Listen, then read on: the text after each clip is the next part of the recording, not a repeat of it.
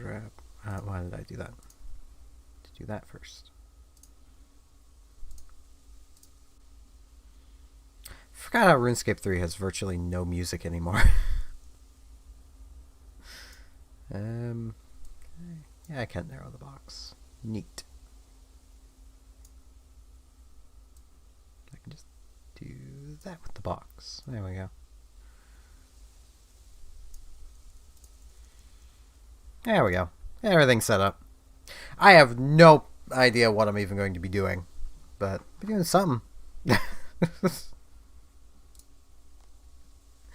As the title suggests, this is just free to play, so it's not like there is much I can do, but and my bank is probably going to make a lot of people with OCD very, very frustrated. What to do? Hello, AI. Yeah, screw it. I feel like just doing nothing to start with. I'm just going to fletch some arrows. Because I can. I like watching numbers go up. And this makes numbers go up without me having to do anything. So, it works out. Hello, Rand. I feel like I should probably get some music playing. Because RuneScape has, like, no music. But I think I can actually just get it playing in-game music. Hold on. Did I just turn off the music at one point? Yes, I did. Okay. Let me just get some music up in here. Assuming it decides to play some.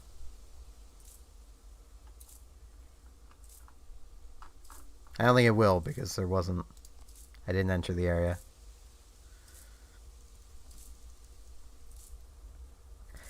I've not really been paying much attention to Yu-Gi-Oh! Master Duel. But as long as it's not incredibly, incredibly focused on paying money like the Pokemon TCG Online is, I'll be fine with it. Or even the Magic the Gathering one online is. Like, if it's as friendly as Duel Links is, where you can do a lot of things free to play, I will be fine. But if it's, if they go down the route of, like, code cards or something, then, There it goes. There's some music.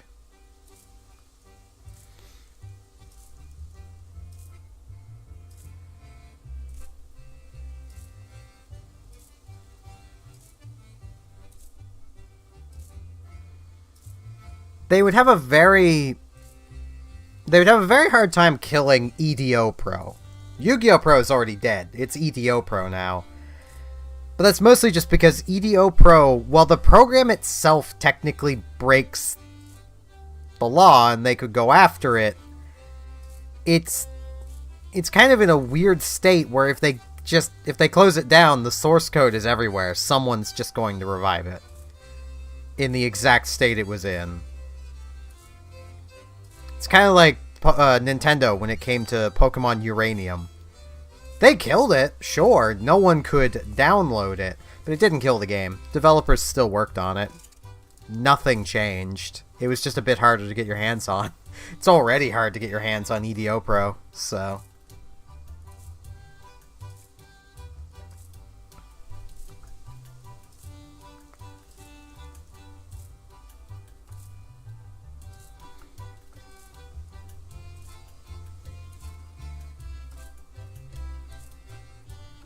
But it could be kind of cool.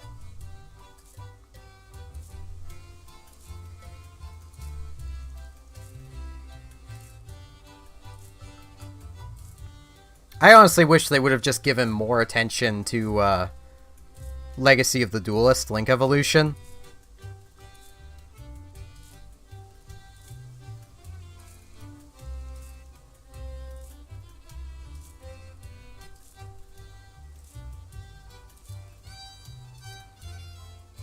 I mean, they could try doing that, but Twitch, as far as I know, doesn't really have an algorithm for detecting content like that.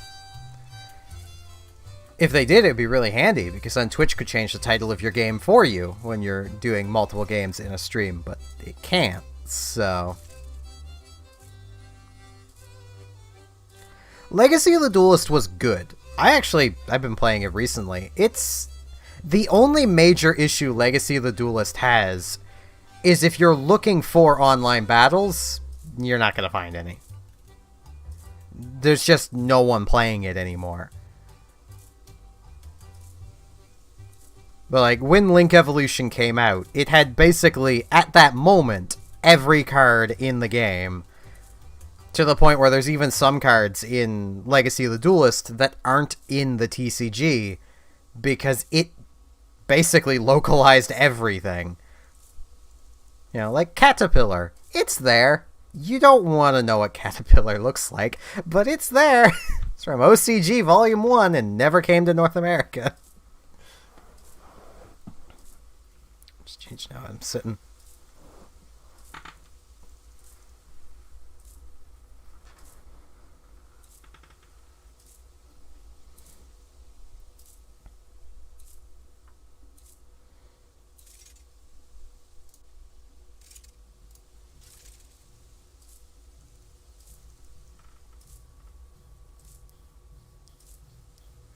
I think a lot of the people that say Legacy of the Duelist isn't very good are people that basically never played Link Evolution, and I can't overly blame them. If they had already bought the original game and all of its expansions, they put a lot of money into it, to then have Konami go, yeah, here's a new standalone expansion that is everything from before plus Link monsters. Enjoy. You know...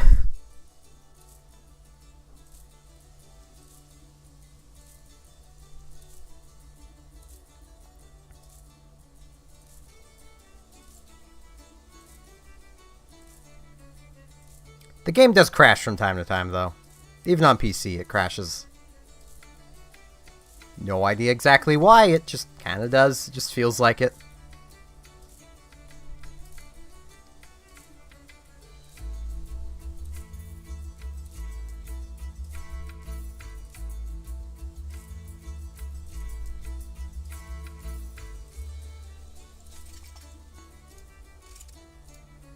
I actually had an idea for a series using Legacy of the Duelist. It's just going to take a lot of grinding before I can start the series. Because basically, what I want to do... Because, like, the type of Yu-Gi-Oh! I grew up with was, you know, we all got our starter decks. Mine was starter deck Joey. I've been playing Yu-Gi-Oh! For far too long. But, and then from there, we would just get a few random packs. So what I want to do is basically play through the story mode of Legacy of the Duelist using starter deck Joey, but every couple duels, I use one of the online pack openers to open a time-specific pack or two to modify my deck. Because that's what I, would have done back in the day.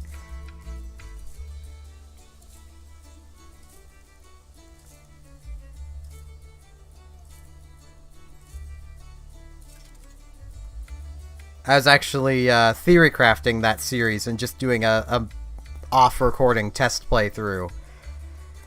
And gods, I forgot how bad starter deck Joey was. Like, an easy example, it is of the 4 starter decks that were available when I started, which was Yugi, Kaiba, Joey, and Pegasus. It is the only one with extra deck monsters, only at the time it was fusion deck monsters. It has 2 of them. There's Flame Swordsman and Thousand Dragon. It has 1 polymerization and 1 copy of the fusion materials. So, yeah. Not helped that Flame Manipulator is garbage. Misaki, the Legendary Swordsman, is garbage. Baby Dragon is garbage. It has none. There was no fusion recovery at this point. This was literally the first sets to be released in North America. Like, starter deck Joey was one of the first starter decks. They didn't start getting anything to recover fusion spells until GX. At least to my knowledge. Might have been some sooner, but yeah.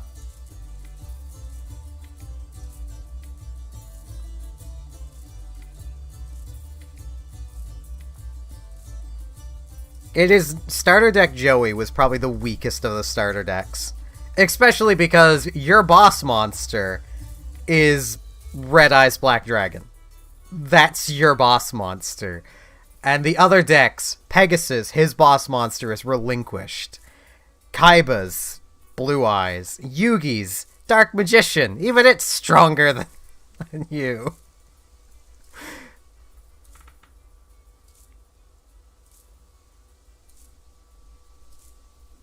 I'm pretty sure, like, it was either Kaiba or Yugi also has Pot of Greed in it.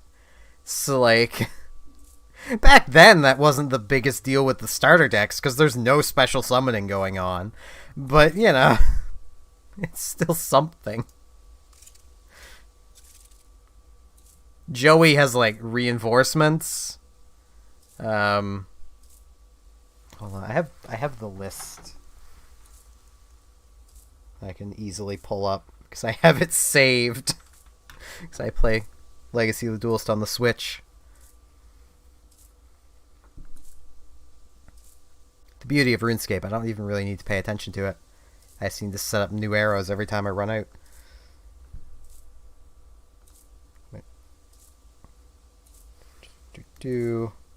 Let's see. Well, it has 7 colored fish, so, you know, 1800 beat stick and gear freed. That's basically about it. Yeah, there's Sky Scout.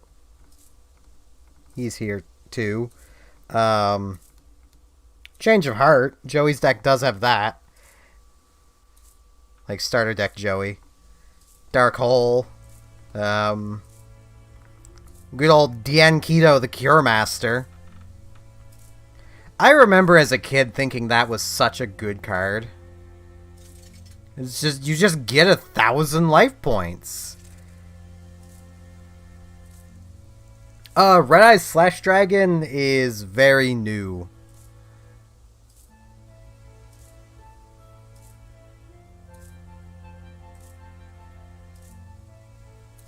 Like, Slash Dragon was released during 5Ds, I think? Like, around that era? Could be wrong. Don't quote me on that. I haven't kept up too well with Red Eyes support. As much as there is a ton of potential to Red Eyes, it's not a good card. Let's see, oh man, Dragon Treasure. I remember using that a grand total of once as a kid. Because even as a kid I realized, wait, this deck has 2 dragons in it. Dragon's Treasure is a equip spell that increases the attack and defense of a dragon-type monster by 300. This deck has 2 dragons. Baby Dragon and Red Eyes Black Dragon. It's not good.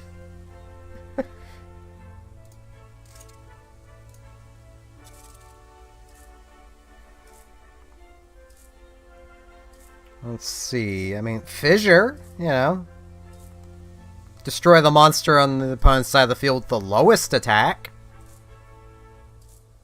That's useful sometimes, not really. I mean, it was good going against my older brother that had Pegasus's deck. Like, starter deck Pegasus. Because Fissure would just destroy Relinquished. And there goes his boss monster, and he had no way of getting it back, because none of us did. Yeah, equip spells suck. Because, in general, like, even just using, say, Axe of Despair as an example, like a 1,000 attack point boost. Or you could just run, say, Cyber Dragon. And now you've got a 2100 attack monster that you can just special summon if you're going second. And that's now a material to summon something even bigger. Like, you're better off just finding a way of getting rid of the monster you feel you need that attack to deal with. Like, in the case of, say, the opponent has a blue eyes, and I have my red eyes here. Well, my answer is Fissure. An equip spell is not the best answer there. Now, there are some archetypes that they live and die by their equip spells, and they don't tend to do very good. Like Evil Eye, or Noble Knights. Poor Noble Knights. They could be so much better, but there's only 5 back row slots? That's the issue with Noble Knights. There's only 5 back row. Star Deck Joey did have Giant Trunade, so, there's that. Malevolent Nuzzler, which is a equip spell that gives 700 attack. Way back in those days, that was okay for, like, Caveman Yu-Gi-Oh! But the meta at that point was, like, 1800 Beat Stick Turbo. Well, it's more Summon Skull Turbo. That's what just about everybody wanted to be doing. Because it just worked. Got a Monster Reborn. Mountain. Mountain is such a terrible field spell. The only back row removal in Starter Deck Joey is Remove Trap and D-Spell.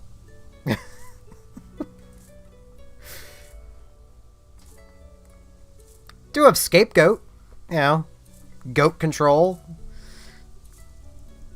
The only issue is there's nothing else in Starter Deck Joey to go with Scapegoat to make it actually worth using for anything other than just stalling. Hey, 68 fletching.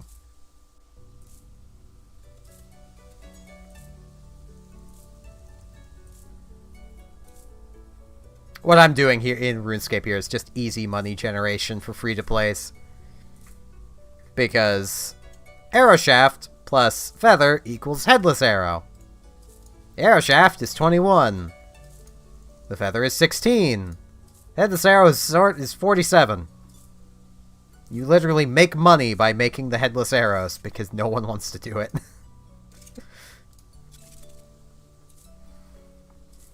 Let's see. The Reliable Guardian. Increase one monster's defense by 700 for the turn. It's like Rush Recklessly, but for defense. It's pretty bad. Fake Trap. In case your opponent's trying to destroy one of your traps, you could use Fake Trap to stop them from destroying that trap, and instead destroy Fake Trap instead. It's early Yu-Gi-Oh!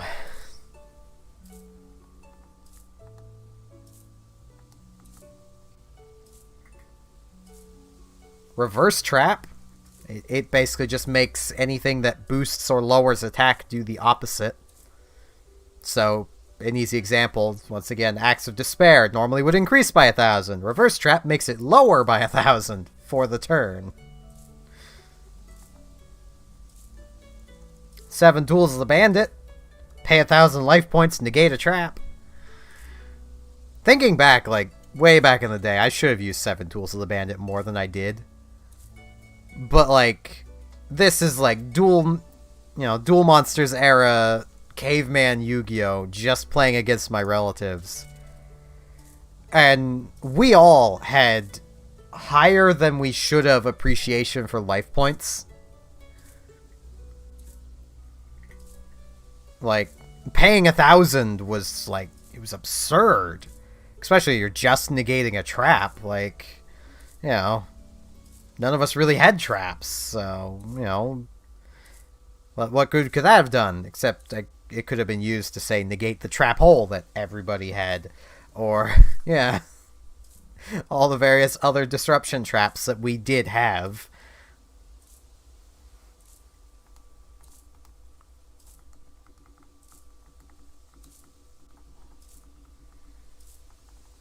Like, literally the best normal summonable monster in this entire deck. And this is situationally. This is once again talking Starter Deck Joey. Is Mahavilo. Gains 500 attack for every equipped spell equipped to it. So, 500 plus the 700 for Malevolent Nuzzler, and that's a pretty good beat stick for caveman Yu-Gi-Oh! Oh, there's a person here. Hello, person. Ah, they're pickpocketing.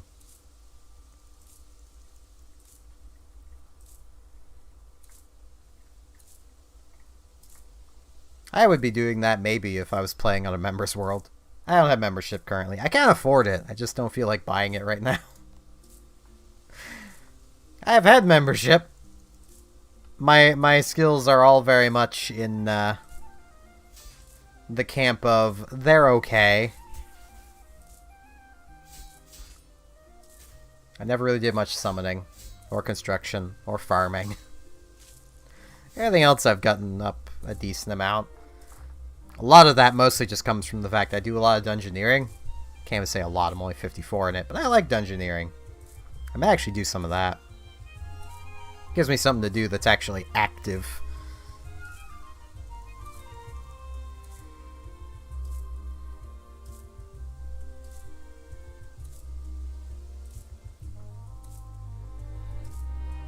I remember at some point when I was a kid, I managed to get a pot of greed. I forget even how I got it. I just know I ended up getting it. And then shortly after I ended up getting it is when my older siblings discovered the ban list, because the ban list had actually become a thing. And, yeah. Based on the time they were doing this, they were actually lying to me, because I only had the one pot of greed.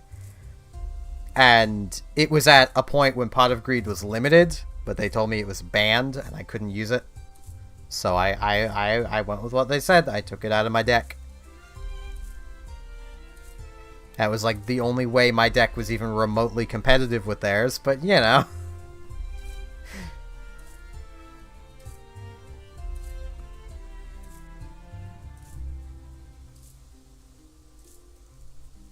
I only have one copy of Pot of Greed. I still have it. I have it in a just my janky old deck that once I had learned of that ban list I threw together, because one copy.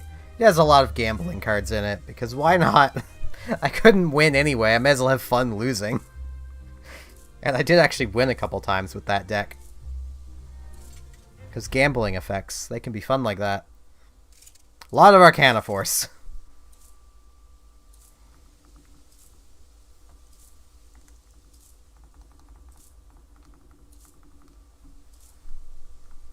But yeah, starter deck Joey was bad. The only reason why I need to do a bunch of grinding before I could do my series idea is I need to have at least one copy of every card unlocked so that I can actually add them to the deck. If, you know, when I get them from packs.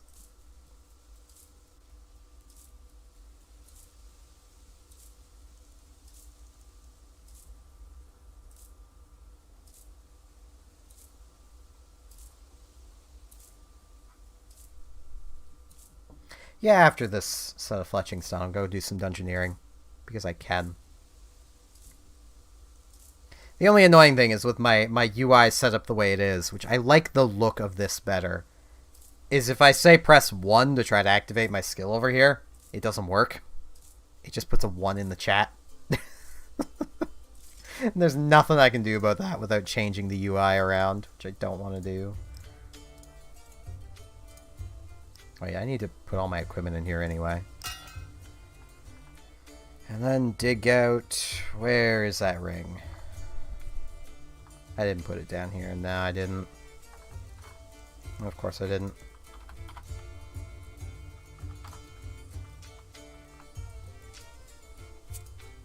I need this.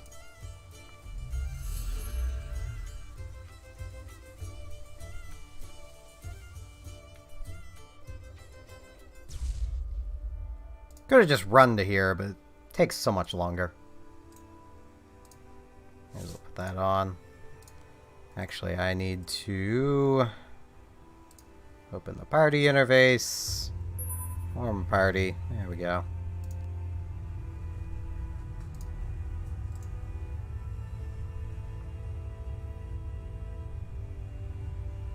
Oh. How do I do that again? It's not in there. I forget how to take off my my follower.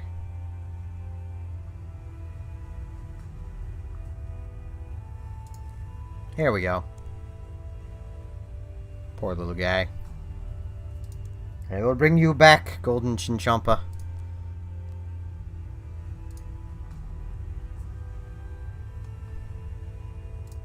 Yeah, I'll do a large one. Why not? Okay, what equipment was I messing with last? Right, yeah, melee stuff.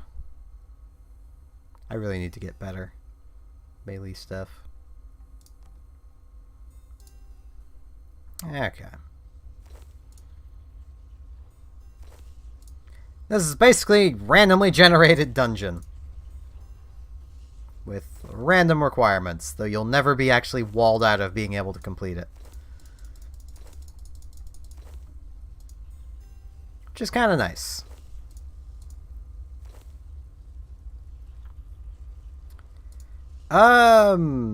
It's the newest main series.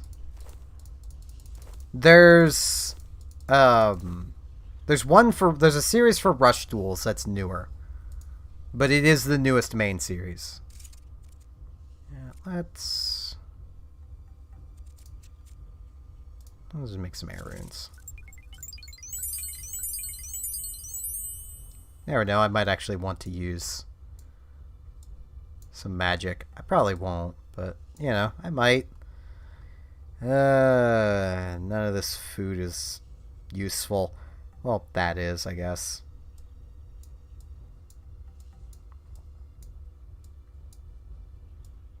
Keep the Dusk Eel. Probably won't need the anti-dragon shield, but I'll hang on to it anyway. Hey, buddy.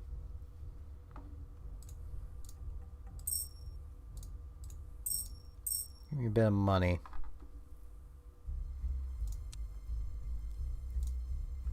Let's see.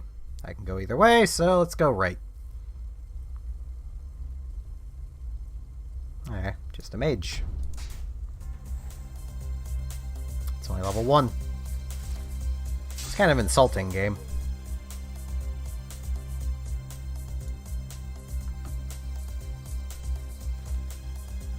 I'll save that. I'll take the Dusk Eels. The runes. Crabs can stay there. Man, this music gets loud. I'm gonna need to adjust the volume for me. Seems still good for you guys, but it got really loud for me. Let me know if the music is too loud and I can turn it down.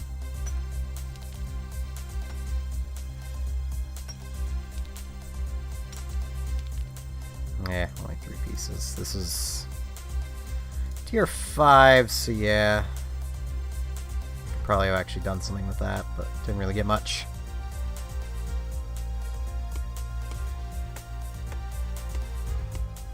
I probably just had my headset up too high, so nothing overly strange there. 82 divination. I do not have that. Looks like I'm not going north from here.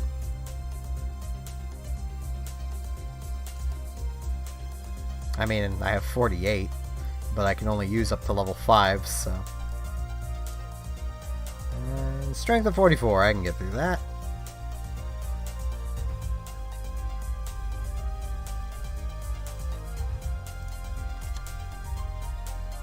Nothing in there. Ah, puzzle room. Okay. I think. Yep. Technically puzzle room. Guard the monolith room. Is anything gonna spawn?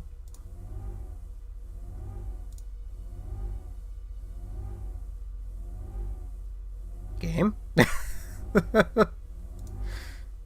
I'm not gonna argue with this being easy. There we go.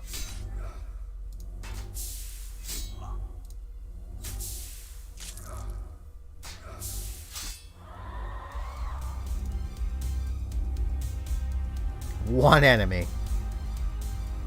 Okay. I mean, I'm not gonna argue with it.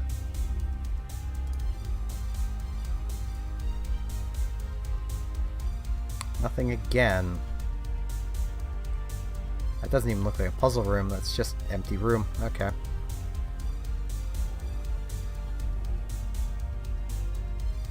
What about this room? That's a puzzle room.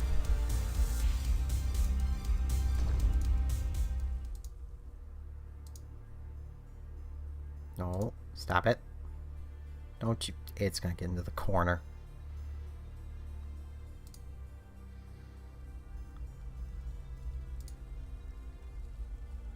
No. Damn it. Stupid ferret.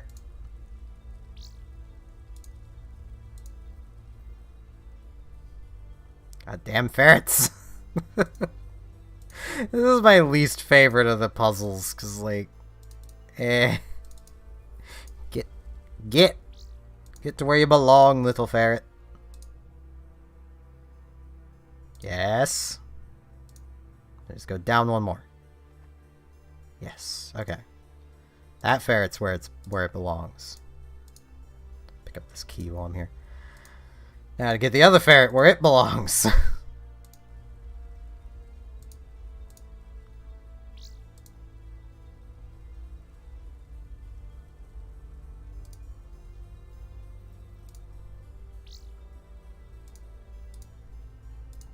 Because they were used by Jaden.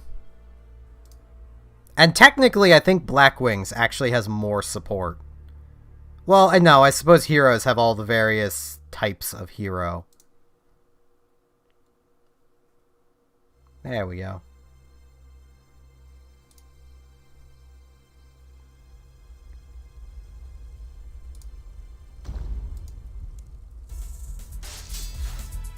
I think Black Wings are the main protagonist deck that has the most support, while having the most useless cards.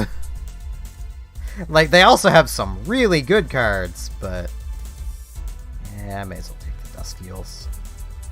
In absence of anything better...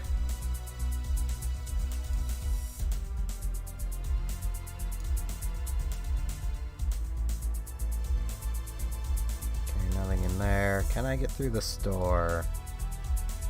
Divination of 81. Yep. That's a wedge. I have a shield and a triangle. Wait, there's another door in there.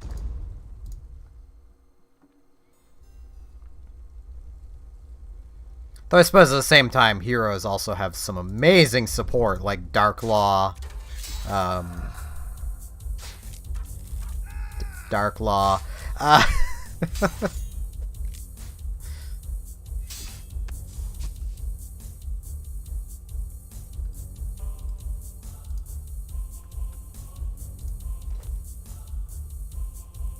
Feathers.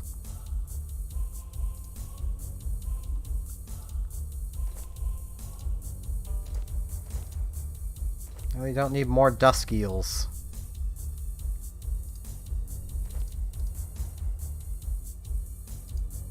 Golden rectangle.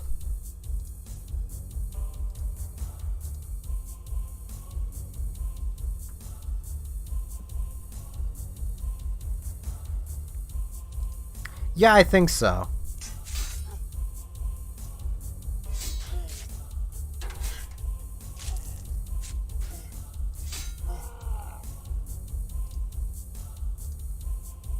I've looked into heroes before, but they're always just... It's just too much. I'm too lazy to learn what ones are actually good. Okay, I don't have any blue. There's no door out of here. It's a strength door. 40, I can do that.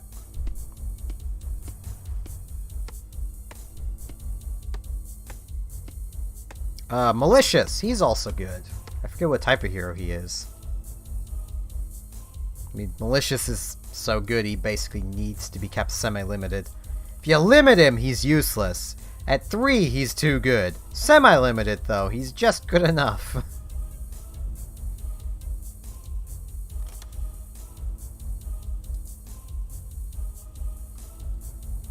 Okay, just a warrior. That's not a big deal.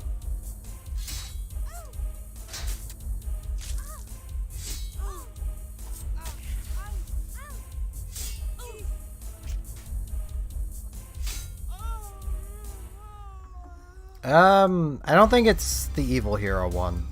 It's a Destiny hero. Yeah, that sounds right saying it. Destiny hero malicious.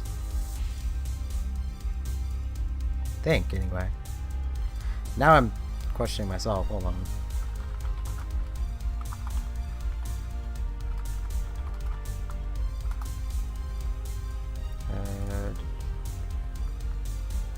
Yeah, Destiny hero malicious. Banish him from the graveyard to summon one from your deck. So basically, you foolish burial him, and then you can special summon one of him. Just like that. He's just free, basically just a free monster on board.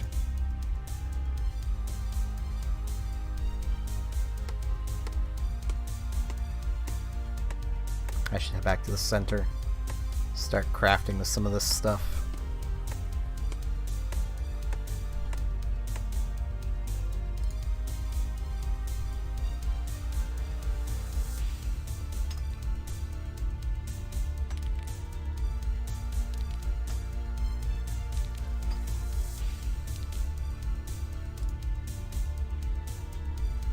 But I also want to keep poking through more doors. Because I can. And the center is so far away. Giant bat. Yeah, okay.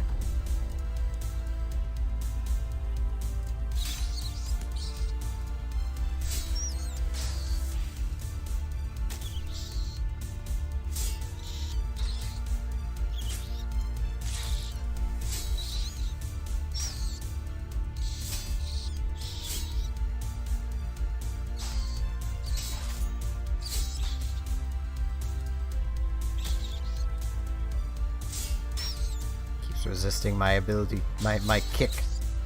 That's very nice.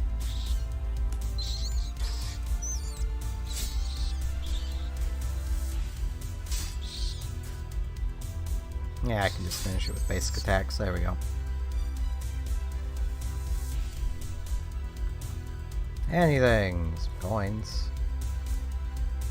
That'll just have some bones. Do have the yellow shield, so yellow shield is. Oh, there's stuff here I can gather. Right.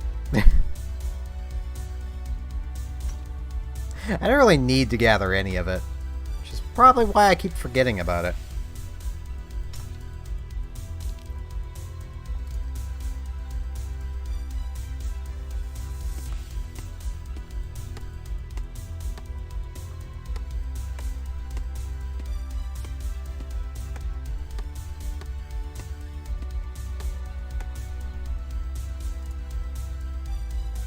Let's see what's through here.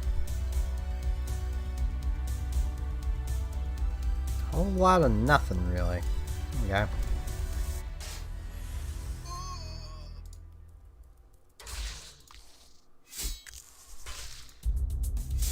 That's the wrong skill. I want to use this one. I'll kick the spider anyway.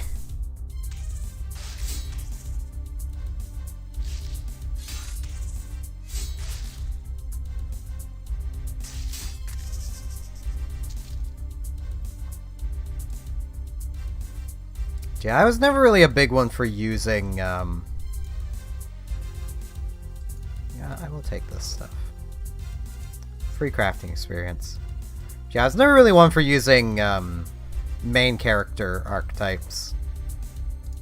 Mostly because they just tend to be full of a bunch of stuff that you just look at it and you're like, but why does this exist?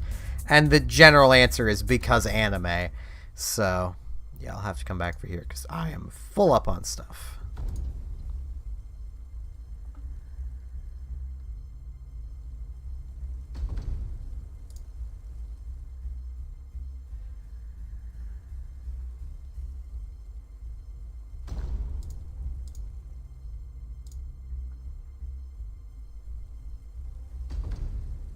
Man, if I still had my original account, I could claim the 15-year cape. Easily.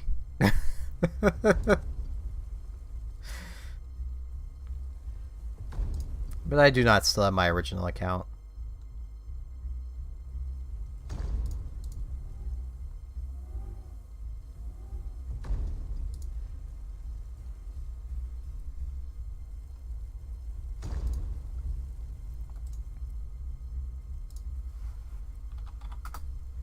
Just get all those dropped so I have room to do things.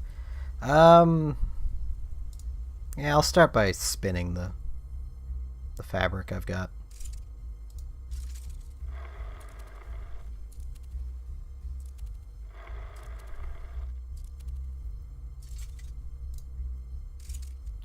And I need now 6 thread.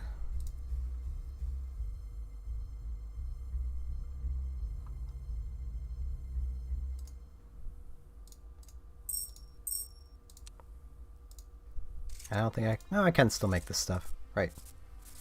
Make these orbs, get some nice crafting experience. Yes, I just basically use dungeoneering as just XP gaining, because it works pretty good for that. I think I need another type of rune for doing just about anything. Alright, no.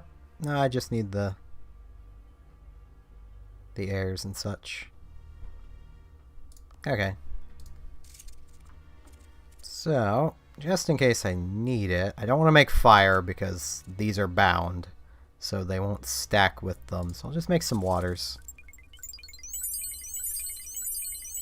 That way I can do some water magic. I know earth is stronger, but I like water magic.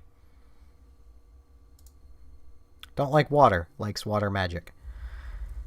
Now, let's see. Best bar I can make 7 of them, so let's make 7 of them.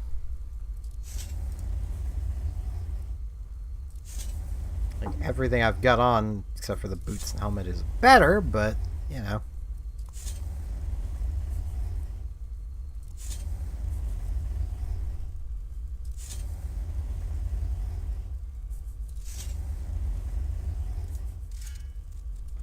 Yeah, because this is level 40 stuff.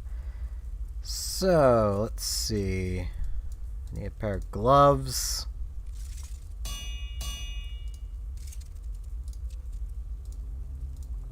Pair of boots. Full helm. I think that's it.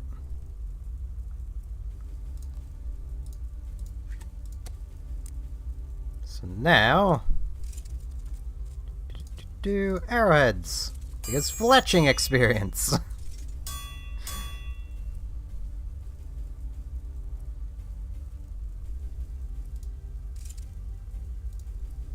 See how many arrows I need to make.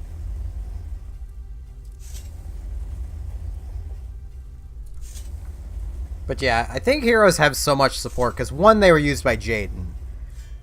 And 2, they were also used by other side characters. Like, there was another character that went to the school that also used heroes. Who also, for some reason, was in the red dorm, even though it was a female. And it was made very clear that every female that applies automatically gets put in obelisk blue, whether they're good or not.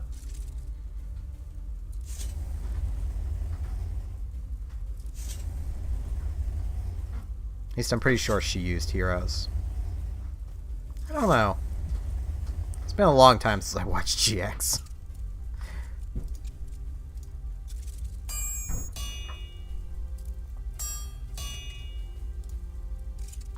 GX is something on the to-watch list for Robotic and I, though, so, yeah. Because she is interested in Yu-Gi-Oh! Let's see, this is like the worst ones. That's 75. Yeah, I may as well just burn those.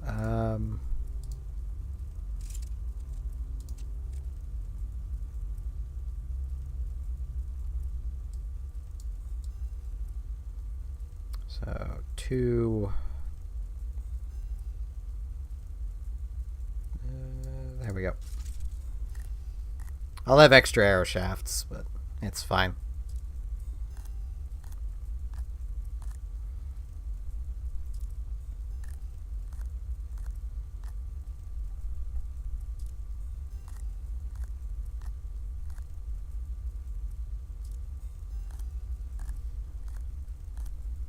And my not using protagonist decks also applies to characters like Kaiba's Blue Eyes cards.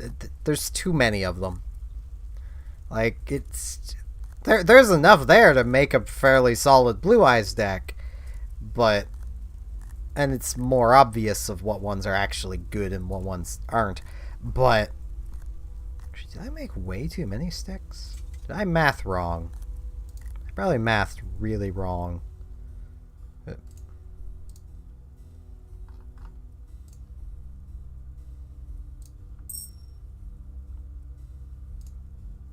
Give me another 50.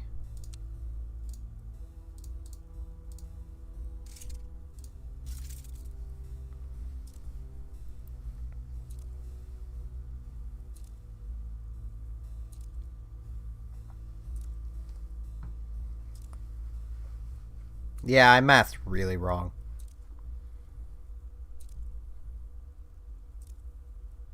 I think. Maybe. I'll find out. If nothing else, I'll have headless arrows just on the ground here I can pick up and make more arrows with, which is more fletching experience and thus money.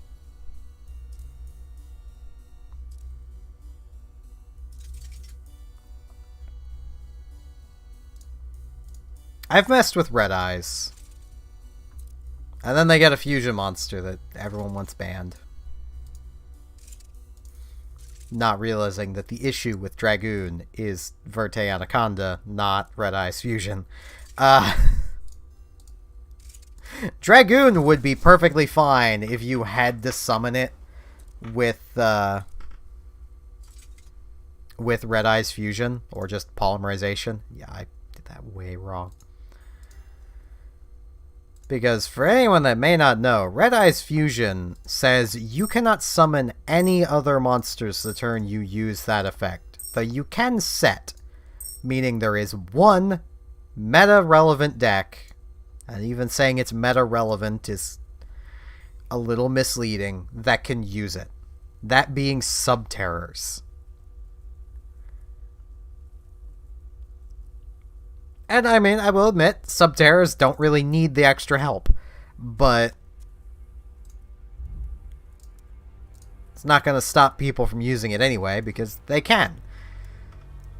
But I mean, if they want to play 2 bricks and Red Eyes Fusion just to summon Dragoon, let them. They're making their deck less consistent just to have a negate. Well, an extra negate. They already have negates.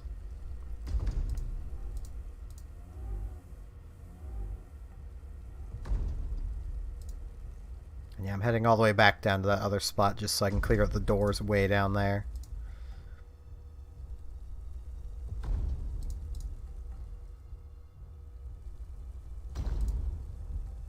I didn't pick up those fish. Oh well. There's plenty more on the ground. And hopefully I will end up finding somewhere where I can fish myself and get some better fish to eat. I'll go south first. What's south? Fishing spots. Shade. That needs to go first. Shade's hurt. The guard dog, not so much.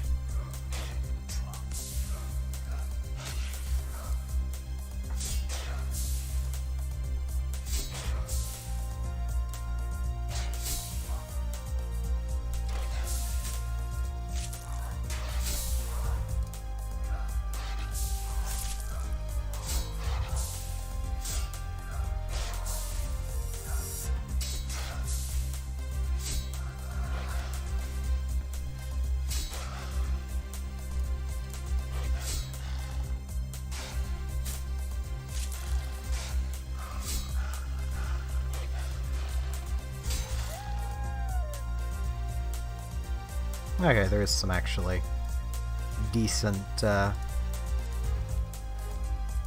fish here. Yeah, I'll take the Runescence. That's tier 1, yeah. I will fish up all this stuff, but Probably won't be using all of it, because red eyes kind of suck. Which fits with what we're talking about. Because the red eyes deck also kind of sucks. I may not have enough feathers for this. I should probably... Ooh. Which was better? Web snippers or... I think the short fin deals were better. I could just check, couldn't I? 6. No, the other ones were better. Oh well. I think I can only cook these ones.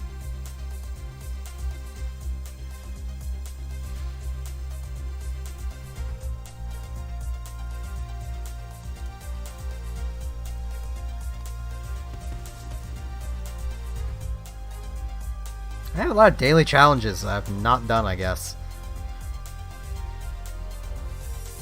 I could swear I've done a lot of the things that I'm doing in here.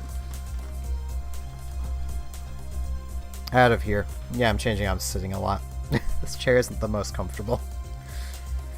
Which is kind of weird saying after having sat in basically a dining room chair for a few years. And this office chair really isn't all that comfortable.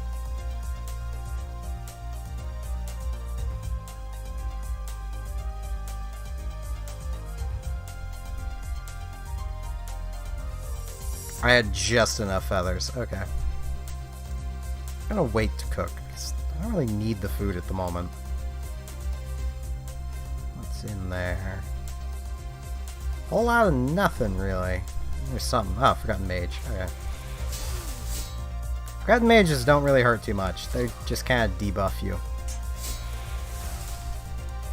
I think he failed to weaken me, so...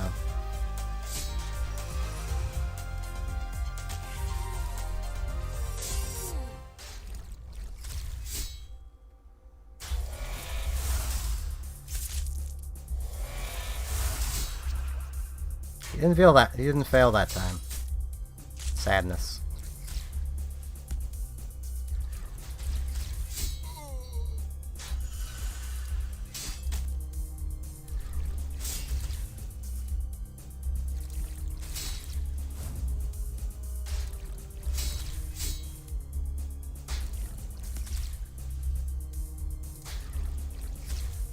And hey, I didn't miss. I thought I was gonna miss with the overpower.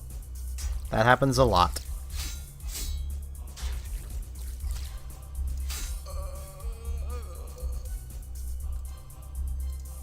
Now I gotta wait for my strength to come back. Yeah, let's take these dust eels and eat them. May as well. Gets me back to basically max health. That's it for that branch of doors. What about the north side here?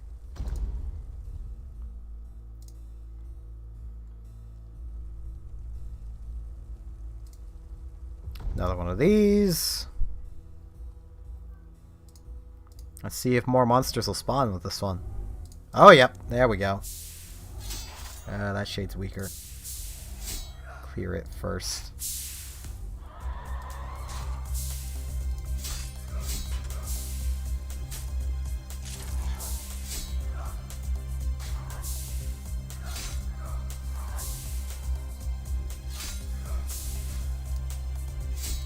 See, this is what I was expecting the first time.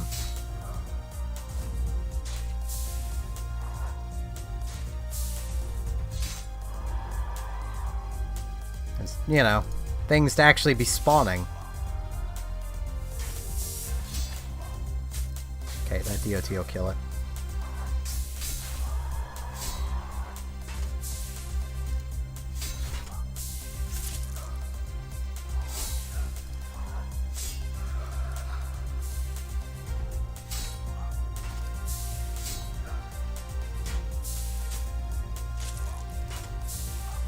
DOT's got it. Any more? I'd prefer not, because shades actually hurt, but, you know.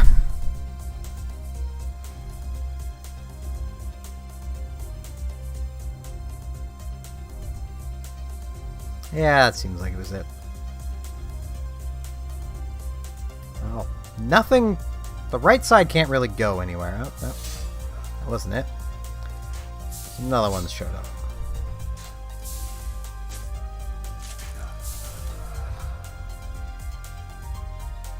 Let's poke right first. Boss room? Not boss room. Farming room. And that's it. There's nothing in here. Okay.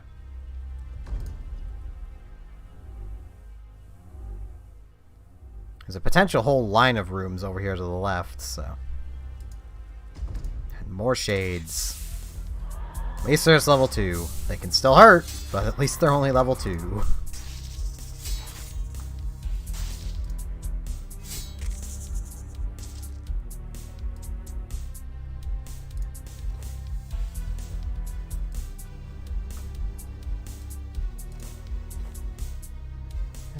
Nah, I'm full health. I don't need to eat random food off the floor.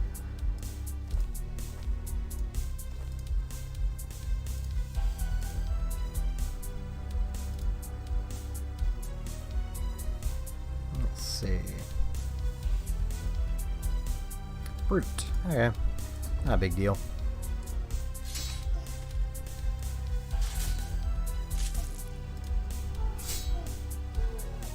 I do actually have setups for using magic and such in here, but meleeing is just easier. Even though my bars for magic and ranged are much cleaner than this, because this is just what the game threw on here as I was leveling. I don't have that, do I? No. I didn't. I guess I could do it. Oh, there's more stuff in here I didn't even notice. I gotta start looking at the map more. Jeez. Get to that other room in a minute. Got me some logs. But yeah, if you count Chaz as a protagonist, I've also used Ojama's. But technically I haven't used his variant of Ojama's. Well, no, I have. No, I tried building XYZ, Arms Dragon, Ojama's. That is such a cluster of a deck. When it works, it works. When it doesn't work, it falls flat on its face. And it's usually on account of how many of the normal monsters you draw. Because using the XYZ monsters, not Xyz, XYZ, like the friggin' machine fusions that Chaz used, they have a normal monster in the mix that you need to play, of X head cannon. The Ojamas, you need to run at least 2 of green, yellow, and black. So that's 6 more normal monsters, putting you up to probably around 8 if you're running 2 X head cannons. That is almost 1/10 of your deck is nothing but normal monsters.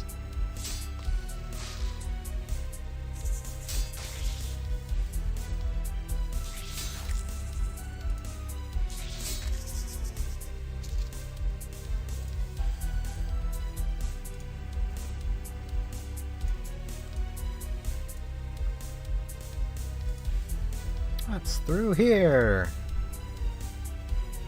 Stuff I'm too lazy to turn my map to see. Oh yeah, just a giant rat and a spider. Okay. Natural enemies working together.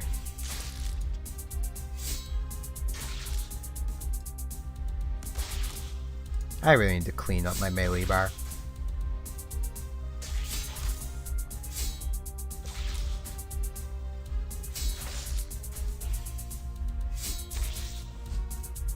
I don't have any feathers. Could one of you drop feathers? That'd be really handy.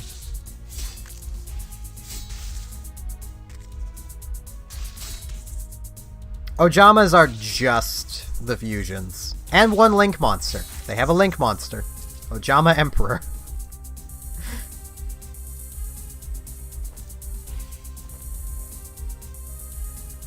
What are those? Giant flatfish. I'd actually like to fish those up.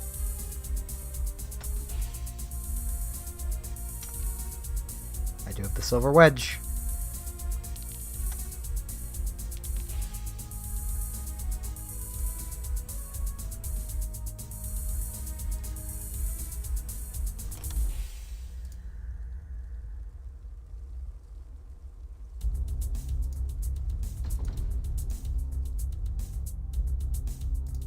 Hey, guard dog, you want to drop me some feathers? It'd be really helpful if you would.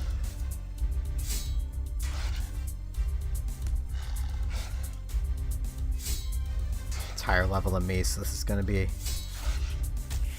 bit of a pain.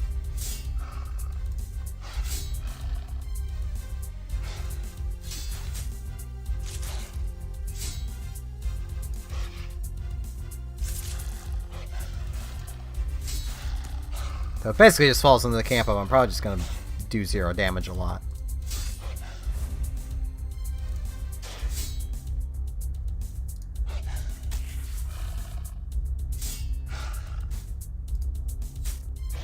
And fail to get my DOT going.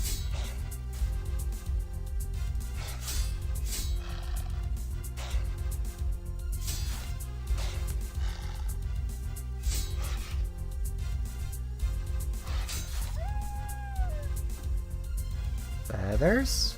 No. Take a pair of these so to eat.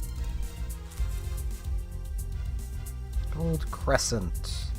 I do have that as well. I don't really want to come all the way back here just for some fish. Unless I have to. Nothing.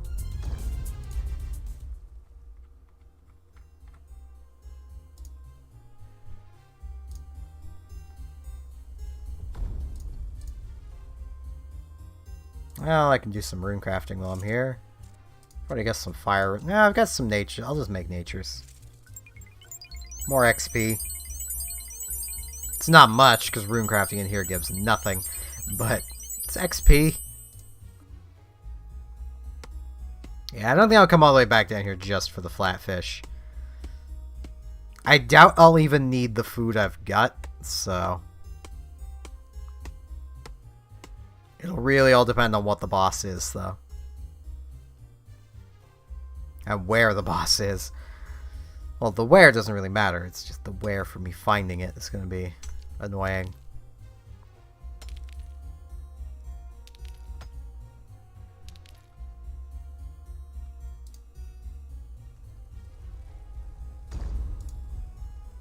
Should have just bought more feathers while I could. Should have, but didn't. Still don't have that, right? No, okay.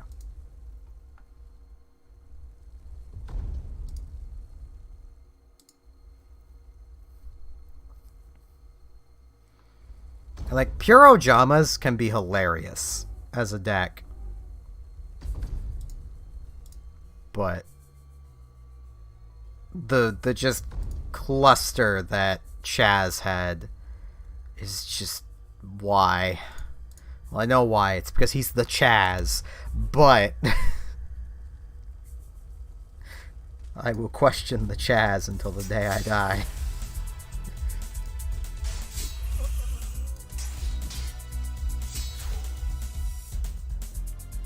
Blue corner.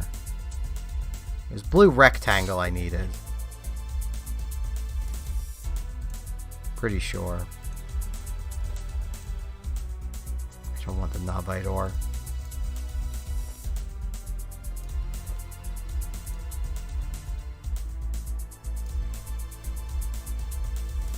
Navite's the tier 1 material. So not even much experience from that.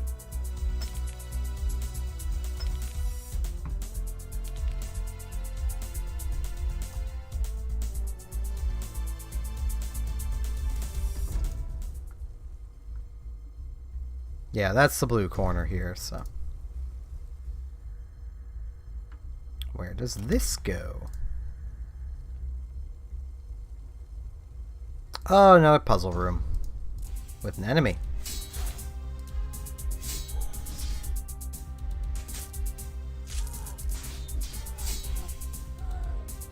Can't say I know what this puzzle is. I'll figure it out, though. I think it's one where you need to... I need rune crafting for it. I might not even be able to do it. I think it's one of the things where you need to frickin' change all of them to one color or the other. Let me see. Can I even do it? Nope. Rune crafting of 83. So looks like this is not a way I can go, which means the boss isn't down here.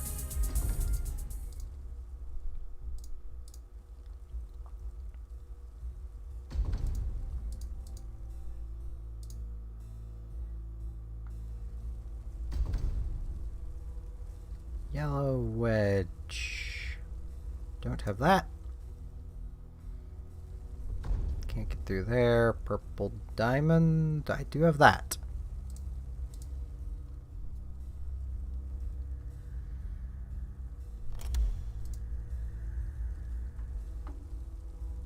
Oh, it's this. Okay. I'm gonna need feathers. Pretty sure.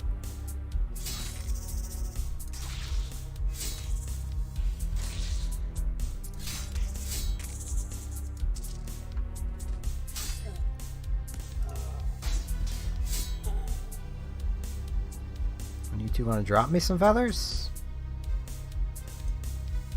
No, of course not. They can drop feathers, I swear. They just really do not want to.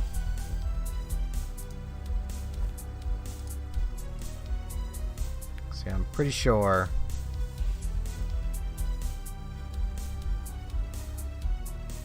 What I'm doing here.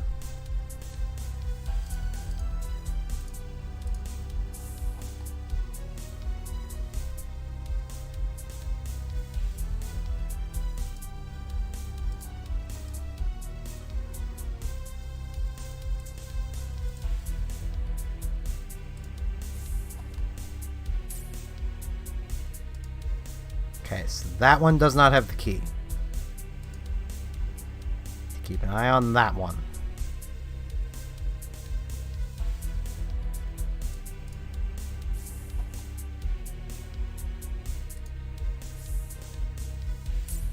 That one also doesn't, so it's those two.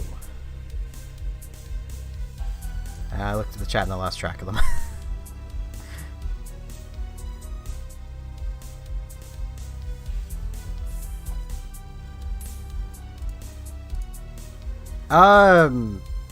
There's none limited to 3 the way Duel Links has it, no.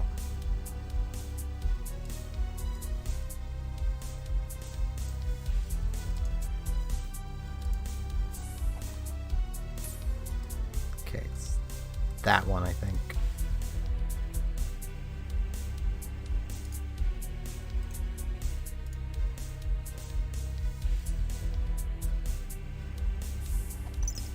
Yes.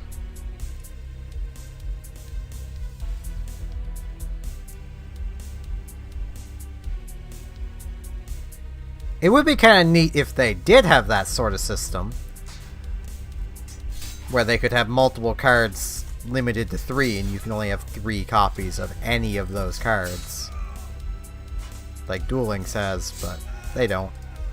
Be an easy way of putting some strong archetypes in check without actually having to limit or semi-limit any of their stuff.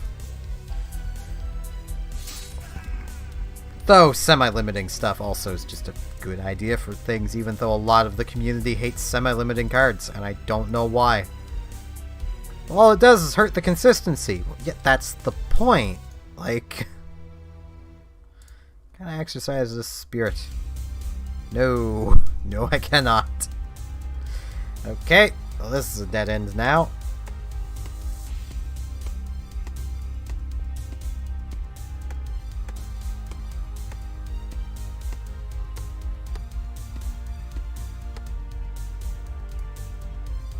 Like, there's one popular Yugi tuber called Simo, who he loathes the semi-limited list, and anytime Konami puts anything on it, he complains to the highest heavens because they put another card on the semi-limited list, and they're so close to just getting rid of it.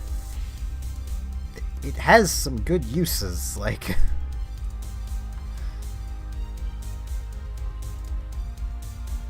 Just get rid of these logs.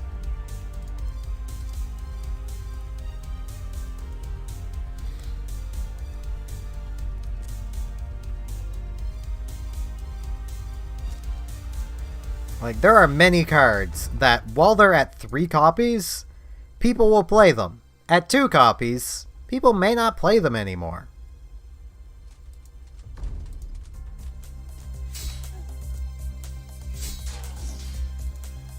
Like, any of the variant pot of cards.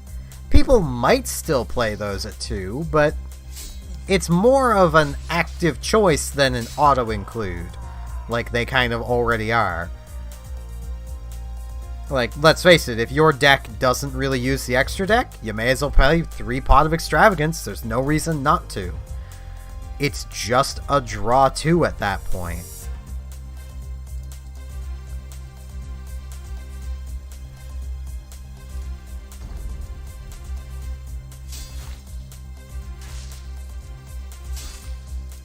I think this is just a flavor room.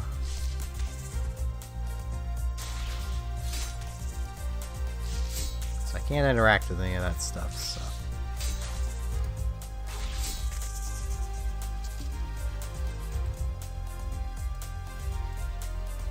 Pot of Desires is less like that.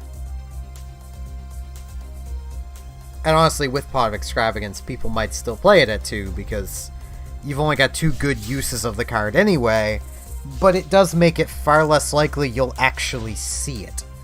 Which might make people go, well, do I really want to keep playing this, or do I just want to add another starter card instead?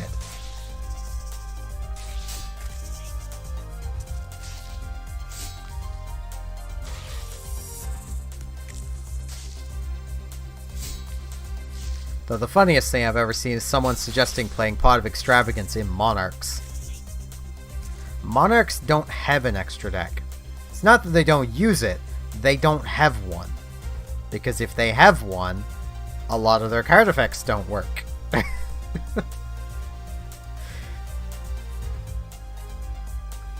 Like, Monarch's Erupt is a great floodgate, but it only works if you don't have any cards in your extra deck. And that, you know, you control a tribute summoned monster.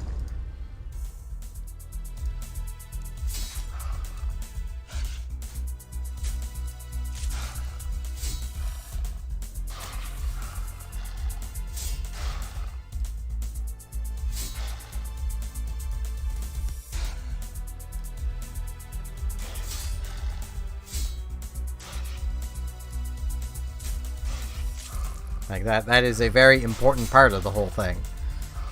Is the whole not having an extra deck.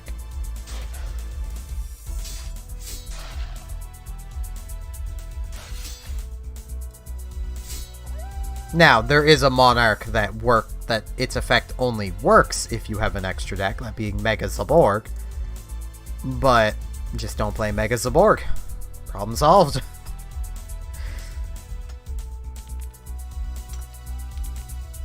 Or, you know, only play enough cards to use Mega Zaborg, and then hope that you actually get him out before, you know, any of your other effects are needed. You know, like your floodgates.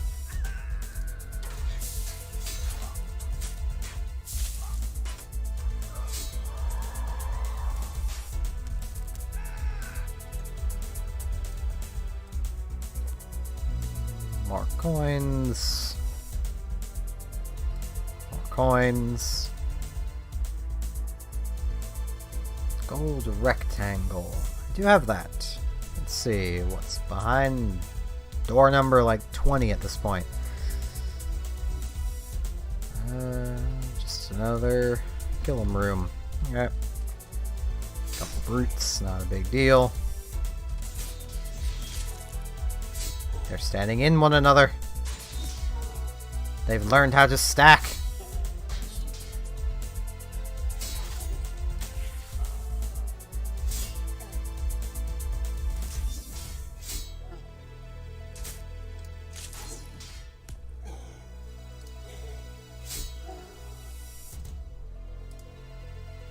Here, a little wedge.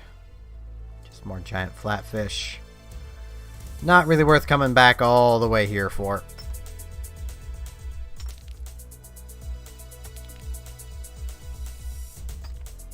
I mean, I've got 12 already, so... Now, I'll admit, I could theoretically burn all of them, but the chances of that are fairly slim.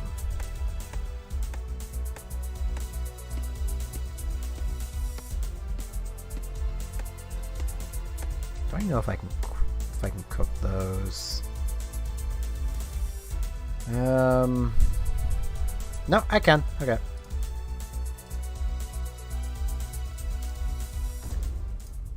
So I'll be eating the web snippers anyway.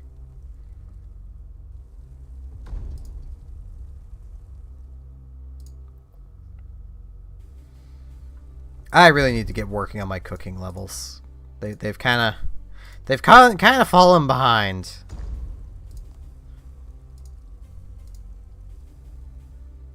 Okay. Yellow wedge was that door.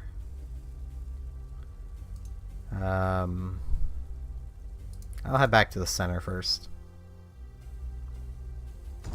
Well, the main area. It's usually the center, but it isn't on this one.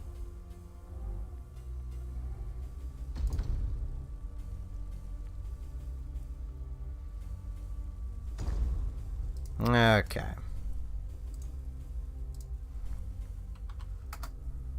Let's get those dropped. Get that dropped, just to give myself some space. Drop that as well. The boss here might be a dragon, so hanging on to the anti-dragon shield just in case I need it. Wish crafting runes was that easy outside of here.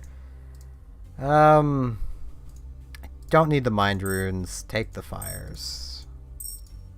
I mean, I'm not doing any sort of magic, so I can really sell any of them. I'm just gonna hang on to the waters and airs.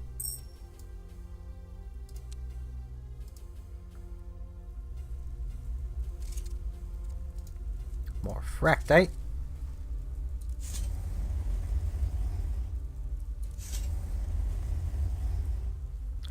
Yeah, I have seen it, and I've also seen the Yu-Gi-Oh! Facebook page I'm a part of, trying to figure out ways to reliably use its effect to draw 4. And the only thing I can think of with all these people doing that is Sparks FTK is going to become a thing, isn't it?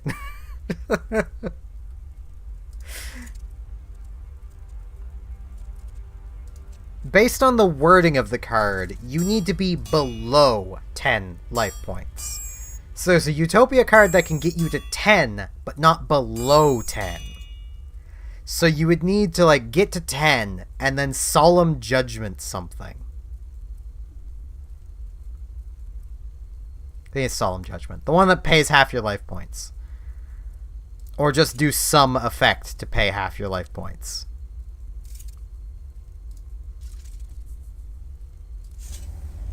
Either way, Sparks FTK is coming back.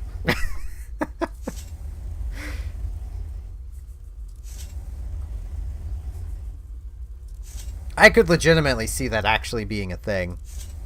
If that card becomes reliably able to be pulled off.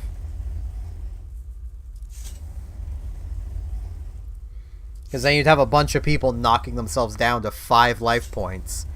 You start your turn, you play Sparks. Bam. Sparks FTK.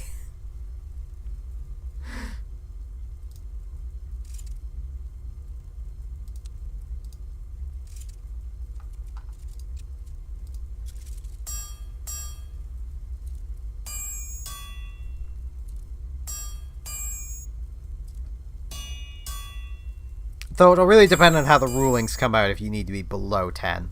Because if you just need to get to 10, then yeah, there is a Utopia card that can get you there really easily. But that is also the main danger of, do you really want to have 10 life points? Given Gaga Cowboy, Sparks, Trickstars are a thing still.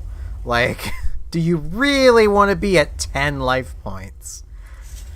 I know the saying is the only life point that matters is the last one, but there is a lot of burn going around.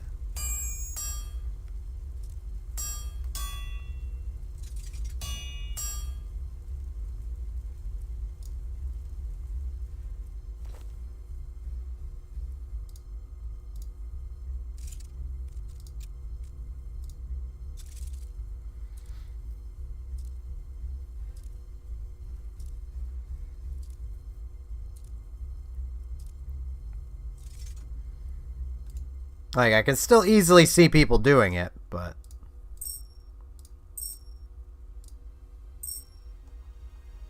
doesn't mean I think it's a good idea.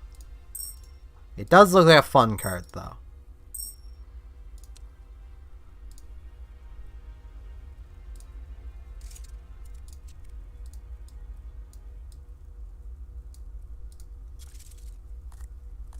That actually may not be enough this time. That might be.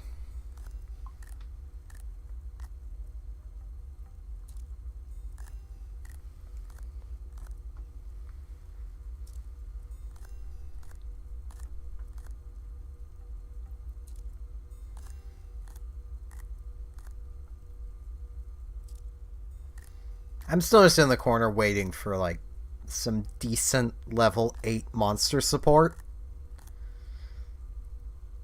Because that would help my gimmick puppets. Yeah, that's not enough. I need a few more sticks.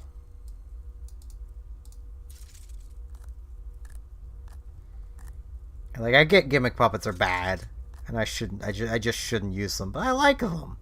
I like creepy puppets.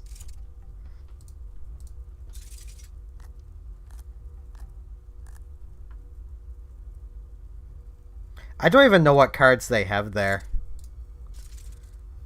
But with the smaller deck size, it may actually work in your favor. I'm pretty sure Desperado Barrel Dragon is there. That's an essential part of gimmick puppets. The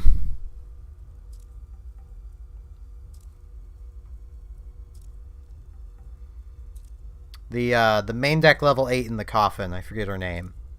She's also fairly essential. She can only be used for summoning gimmick puppets, but she is a free material, basically, as long as you can get her into the graveyard. The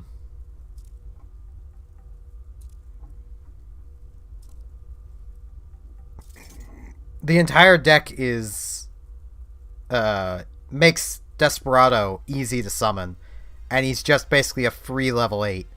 That's what you're looking for the most part, is free level 8s. And better yet, if they're a free level 8 that also happens to be a machine. Because some of the cards that you use, like there's a, I forget its name, but there's some magnet doll type thing that can only be special summoned if the only monsters in your graveyard are machines. So you kind of need just machines. I'm not going to bother for those last 18. Just sell them.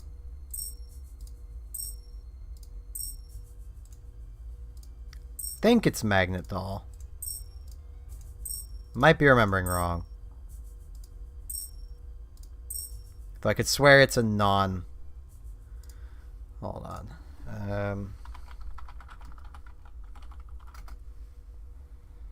I may consult the wiki here to remind me of what... Gearspring Spirit. That's the one I'm thinking of. Cannot be normal summoner set. Must be special summoned from your hand by having only machine-type monsters in your graveyard. Once per turn, you can target one monster your opponent controls. Its attack becomes 0 till the end phase. But it's another just level 8. And it, just looking at it, it looks like it should be a gimmick puppet. Yeah, Magnet Doll is the one for that, I'm pretty sure. I have the wiki open. I can just see. Yeah, it's if your opponent controls a monster and all you have is gimmick puppets. You can special summon him. He's also good, because once again, free level 8. More level 8s. That is just what gimmick puppets want. All the level 8s. Okay, let's get some cooking done here.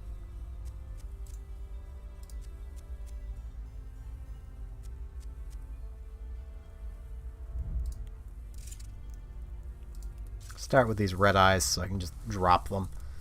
I could sell them, but they're not even worth doing that with.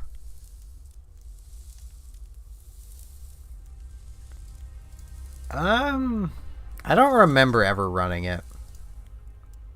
What does he do again? Yeah, he's way too slow. He basically... He could be useful, but there's just...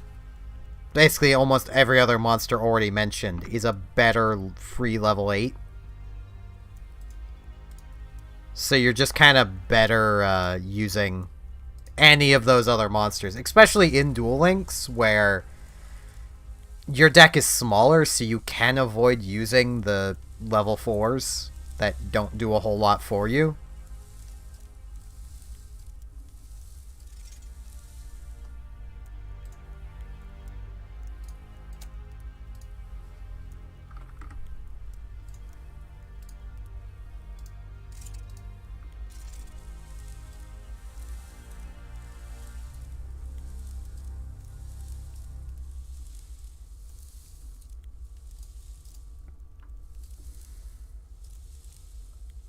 Like, if she's in the game, Bisque Doll is a good card to have around. Because, like, just as an easy example of, like,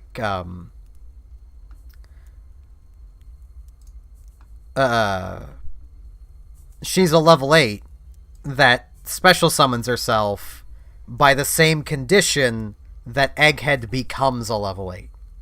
You still have to discard a card, but Bisque Doll's already level 8, so if the effect gets negated, she's still level 8, and you can just do it again. As long as she doesn't get destroyed in your hand. But she does things from the graveyard, too. So...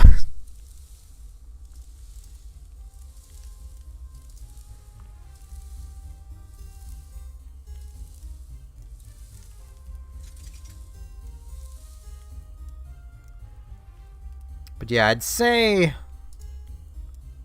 mean, I don't know what all monsters are there, so I don't know if Terror Baby would be much use. If people are using it, then it's probably decent. But Magnet Doll, probably 1 or 2 copies. Bisque Doll, 3. Dreary Doll, 3. Gearspring Spirit, 3. And Desperado Barrow Dragon, 3. And that's probably a good core of monsters for a Duel Links Gimmick Puppet deck. Just don't expect them to be good, because Gimmick Puppets aren't. They're kind of bad. But they're fun, and they're creepy. Perfect for October. Okay, well, Gearspring Spirit isn't, then...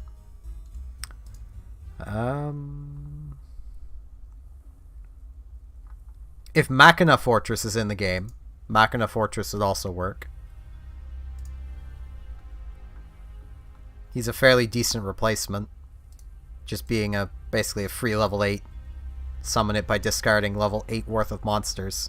So, any of your level 8s.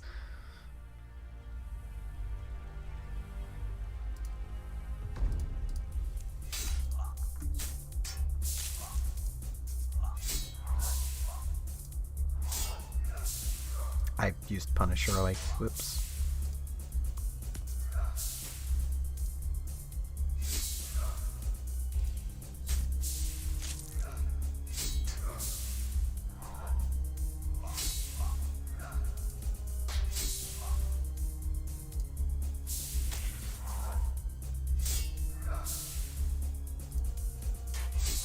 I was going to actually play a horror game today, but I don't really have any that I'd find interesting to do anything with. Because, like, I've got, like, Phasmophobia, but, like, I don't have anyone to play it with. So... probably wouldn't be the most interesting.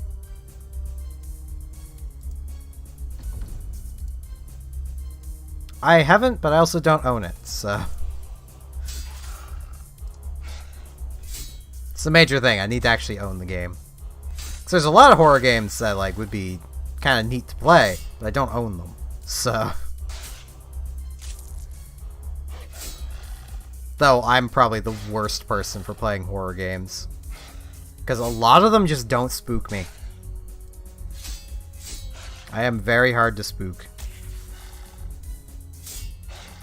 Which is kind of funny, because as a kid, I was really easy to spook.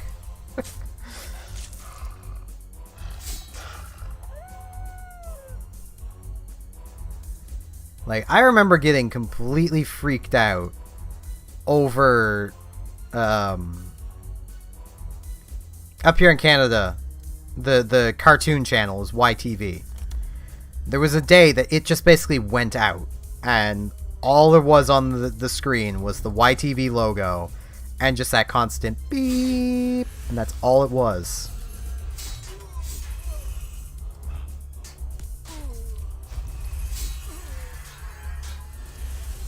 And, like, that freaked me out.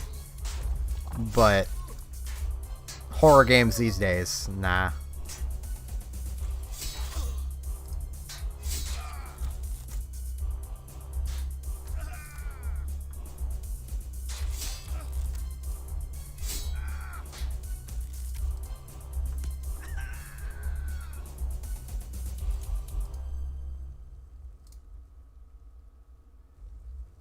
Still not the boss room. Jesus, where is the boss? I mean, I want to explore all the rooms anyway, but I'd love to know where the boss is.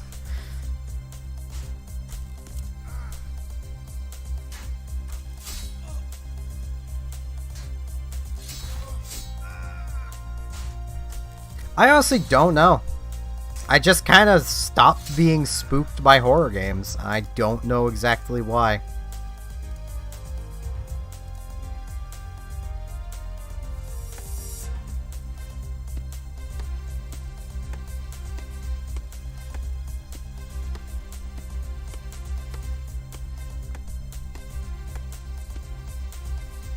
Like, the only things that really tend to get me are the, like, cheap jump scares. But that's only because they get everybody. There's no way of avoiding being got by a cheap jump scare. Because that's the point of it. You're not expecting it, and then suddenly there's just something in your face. You know? But I wouldn't really call that being spooked. That's more just I'm being made jump by a jump scare. Oh, frickin' this. Oh, gods.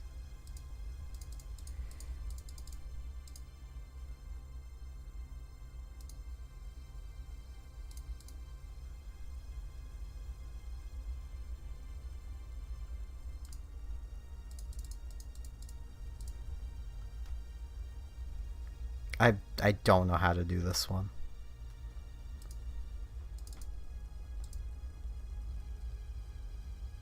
Ferret's so fast.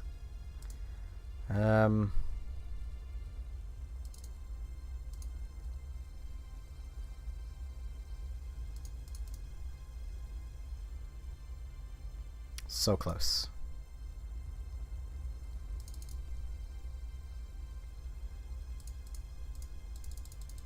I missed clicking on it.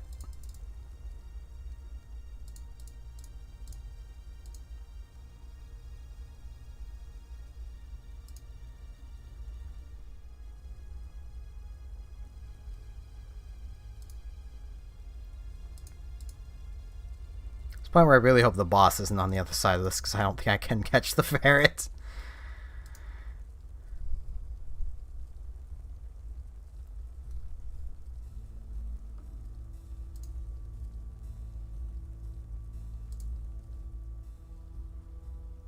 Okay, I need a Hunter of 29 to catch it, so I can't do that one anyway. There is wood in here. I'll harvest the wood.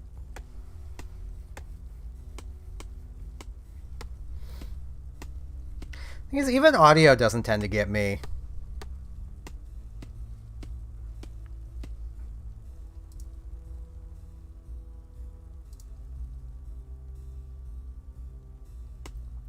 Like, it can definitely add to the experience, and I can still appreciate when, like, it's clear there is a lot of effort in a horror game.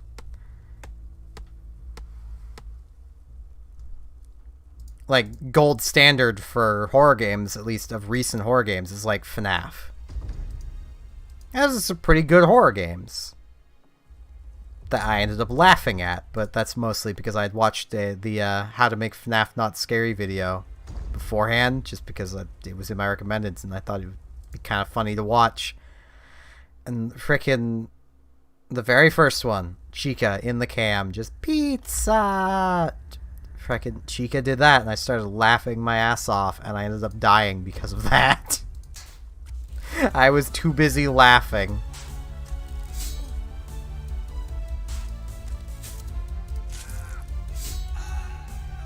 But, like, it's one of those games where, like, it's making you do something that you don't want to be doing. Which is, you know, the main goal of horror games, to make the player do something they don't want to be doing. And it also has some really good audio design that enhances the, you know, the spookiness through all just the various sounds, and they might mean something you don't know.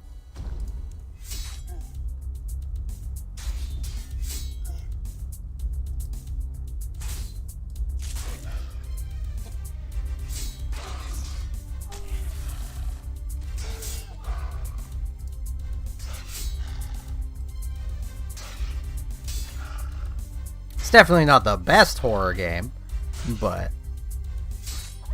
it's definitely still a good horror game. Especially when you compare it to a lot of just the lazy asset flips that people throw together in the hopes that a big YouTuber will play it. And then there's me that wants to make a joke horror game.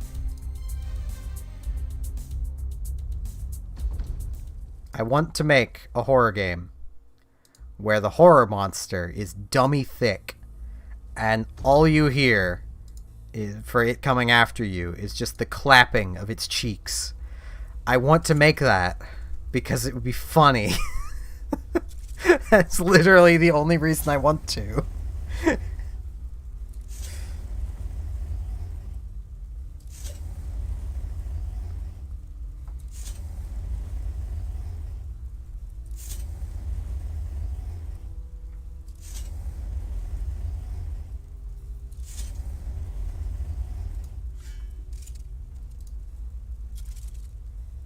I'm not gonna pause stopping and making arrows out of these. I'm just gonna make the arrowheads and then sell the arrowheads. It's much quicker.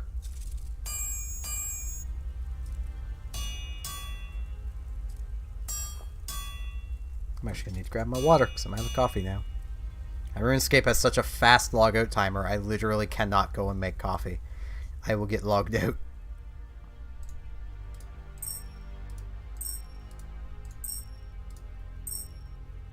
Though I will note, I may as well, because there's actually people watching now. I may actually be getting a job soon. It's only taken 9 years. Currently waiting on my photo ID to be mailed to me, because apparently they can't just print them off in the frickin' building. Even though I know when I got my my learners, it could be printed off right in the building. But apparently the photo ID needs to be mailed to you, which is just annoying. Okay, the only key I know of is this door, so the boss is probably... Okay, I can just go through that door. Okay, I haven't been that way yet.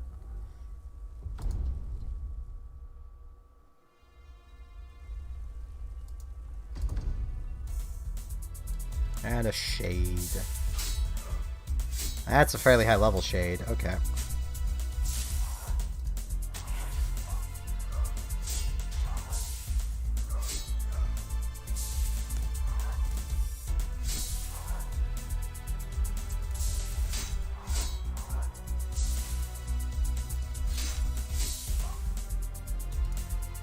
Thankfully, the place I'm going to be getting a job, from having emailed them telling them that I need to get a new photo ID before I can do their background check, they seem very willing to wait, which is nice. I'm not getting my hopes up a terrible amount, because let's be honest, that's just setting myself up to be disappointed. But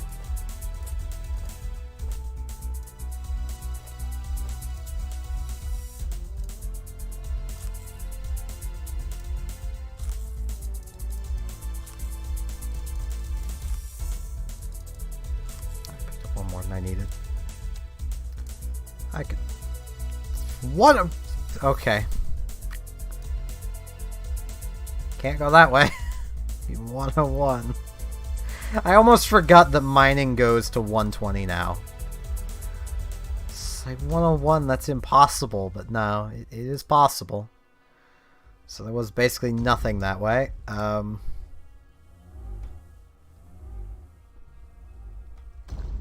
Yellow triangle. Okay, I can do this one.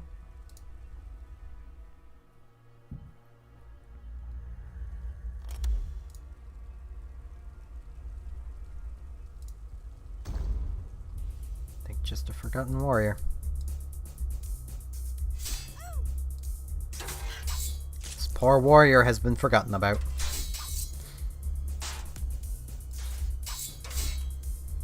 They're level 80, so this may be kind of a pain.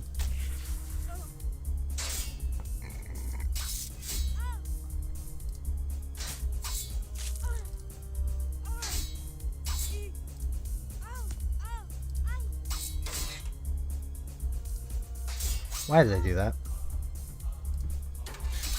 My kick was almost off cooldown. It goes with the kick.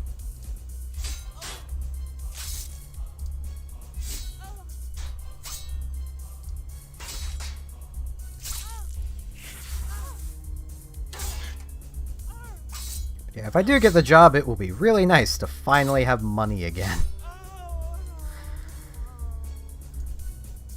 Especially because that will mean that, 87 herb lord, yep, can't do that. It'll mean I'll actually be able to get some decently new games for, streaming and such. Which would be really nice. Because I'm not going to stop doing YouTube stuff. Like, that ain't going to stop. Like YouTube and Twitch. I'm gonna keep doing it.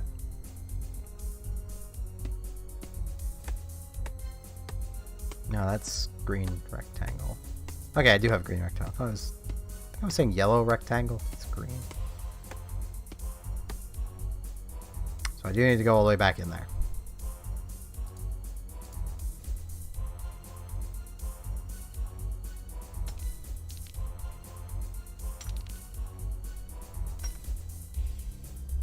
Yeah, that's mostly why I don't have a beard anymore. This is a job interview. Like, I've already done the interview. I've done everything except the background check they want. And even that would be done if my old expired learners counted, but it doesn't. So let that be a lesson to anyone trying to get a job. You need an actual valid, up-to-date, well, at least a valid photo ID for background checks. Doesn't matter if you look the same as you did when the other thing was taken, you still need to do it again. Wedge, wedge. This will lead to nothing as well, won't it? No, that leads to the boss. Okay, it's not a dragon. It's only level 7 too. But I can get in the other door, so I'm going to, because it'll mean more experience when I'm done. Yeah, dungeoneering takes a while if you do it slow like I do. There are some people that they would have been done with this floor ages ago. But I'm slow. It's because I stopped to craft things.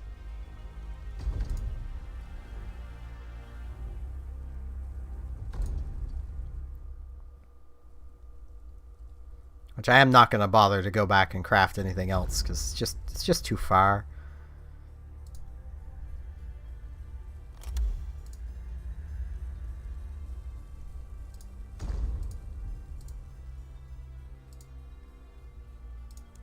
Hello? Braving the terrible dungeon. What are you doing here? Let's have another base for adventurers to use. It's hard and dangerous work. Okay, you unlock the door. Instant return. What do you want? Find some crates containing raw fish, logs, and metal bars. Need the fish cooked, the logs turned into bows, and the bars turned into battle axes.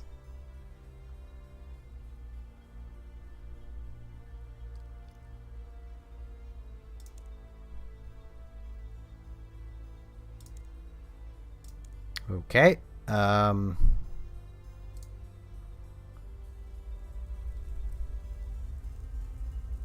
He has smithing of 84.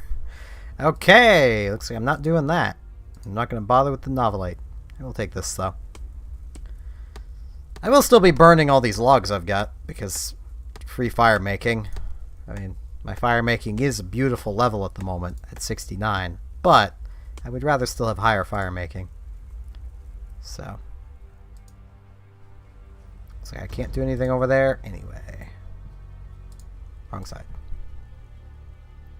I've actually not encountered this boss before, so I have no idea what he's going to do. The fact he's only level 7 means I've literally fought things through this floor of the dungeon that are stronger than he is. But, you know, maybe he has some trick up his sleeve that'll actually hurt. I mean, he is a mage. I am wearing warrior armor, which means I am weak to magic. So, it's actually why shades hurt so much. It's because I am weak to magic. And they have some pretty good magic.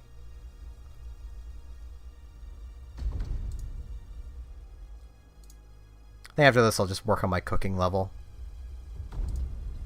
Okay. Can't light the fire there. How about right here? What about right here? Here. Here? Somewhere? Fire? There we go. Okay.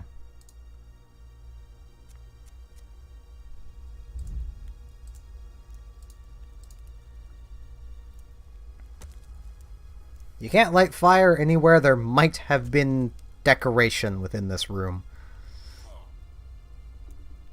Oh no, I lightly burned myself.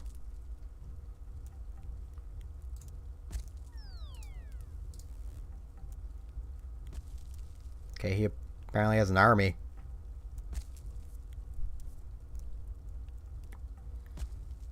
I swear, if I get a decent item from killing him that I'm going to want to keep, I'm going to be decently annoyed. Because I think my bind set is full. Like, I can't bind anything else without going and unbinding stuff first. Hey, I have extra max health. I don't know how much. Max health is still 7,200.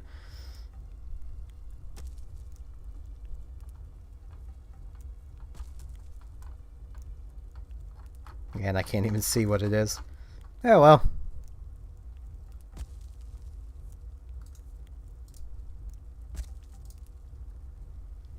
Free fire making.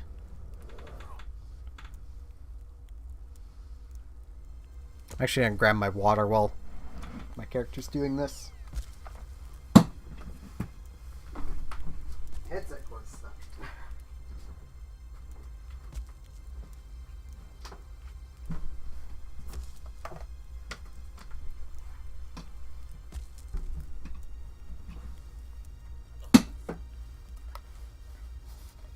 The little volume thing gets stuck in the side of the chair. My bonus health will now last 36 minutes.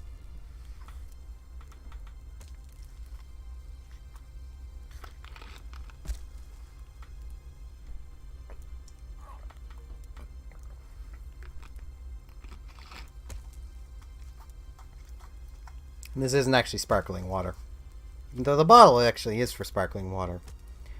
But it has been emptied and refilled with just normal water.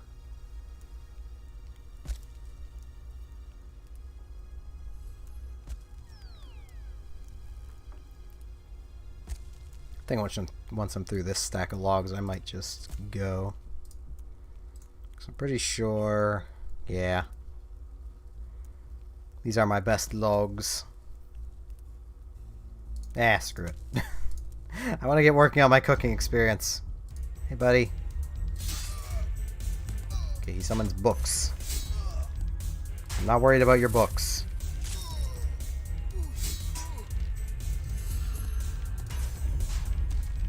Maybe I should be worried about his books.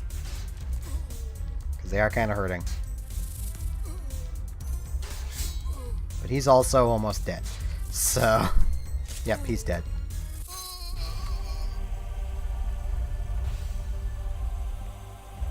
There we go.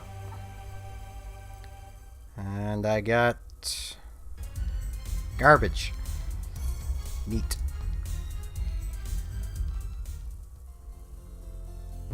That took an hour and a half.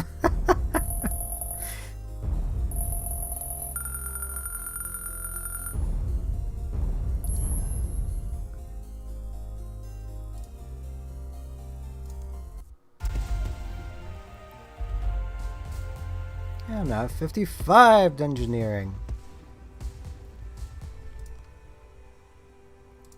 I don't think anything unlocked I can really... Well, I suppose. If I felt like getting that, I could. So the thing from Dungeoneering that I want, I know I don't have anywhere near the tokens for yet.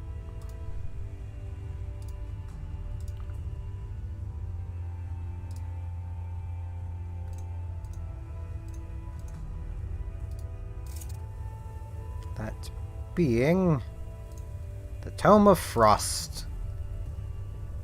It's basically just an offhand that lets me have infinite water runes, which mixed with a main hand magic weapon that has infinite air runes to it means that I can infinitely cast water spells.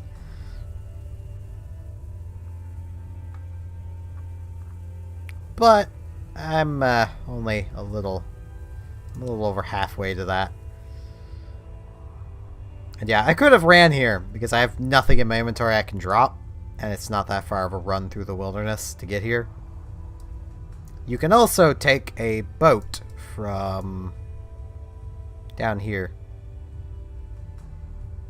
It's one of these two. It's either that, or... No, it's this, because that's the transportation. Now...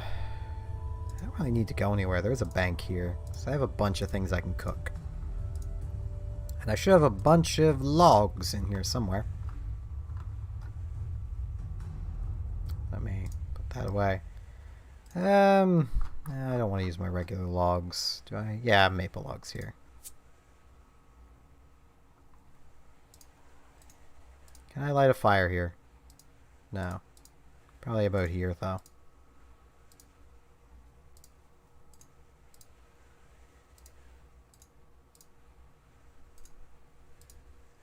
There we go.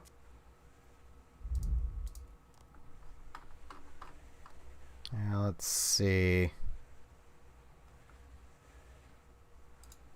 Can I cook this? Members. I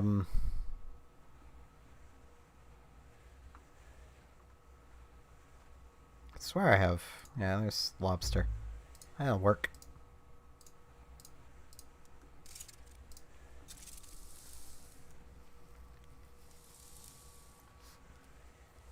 Cooking is much faster while dungeoneering, but it's also far less reliable experience while dungeoneering.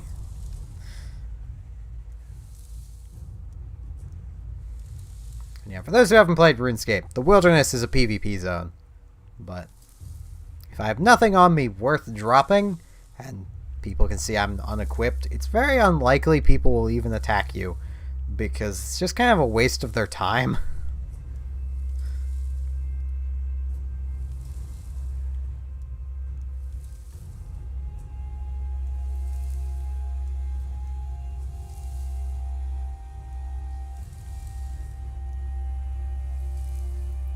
Honestly, if people see that you only have 3 things equipped, they often won't attack you either. Because, as long as you don't attack someone first, which puts a skull above your head, with an effect called being skulled, you will always keep your 3 most valuable items. If you only have 3 items on you, you don't drop anything, because you always keep your 3 most valuable. So... these cooked. I could swear I had more. Yeah, there's that. I could swear I had more, more fish. Almost tempted to just go and buy some membership really quick, just so I can cook those other fish. Because I've got the money, I could do it.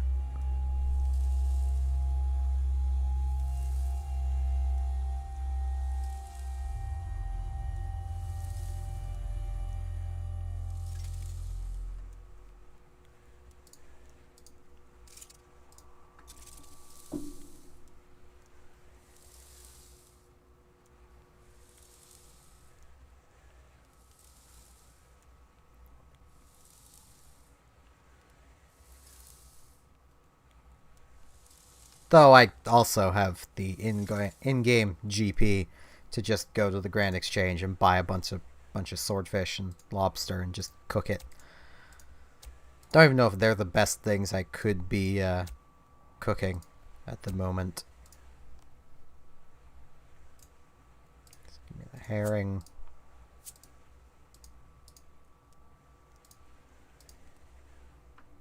I don't think I can burn herring at this point.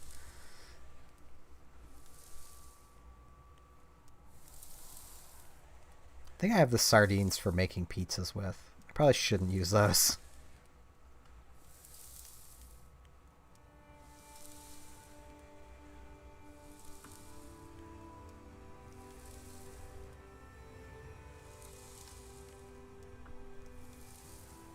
Yep, there goes my fire.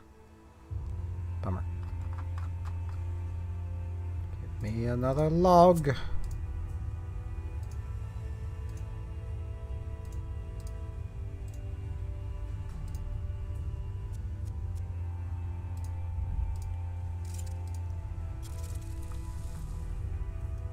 I can just catch more sardines. It's not a big deal. Can I even cook them? Yeah, I can. Geez, sardines, if they actually sell, might actually be a decent moneymaker. The issue would be is them actually selling. Alright, Rand. Have a good one. Not sure how long I'll be continuing to stream. I have nothing better to do, so I'll probably just keep streaming for a while.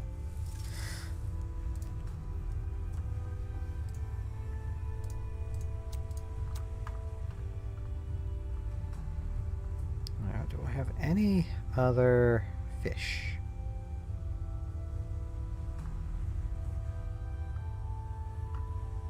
That I can cook. Tunas! There we go. Knew I had more fish.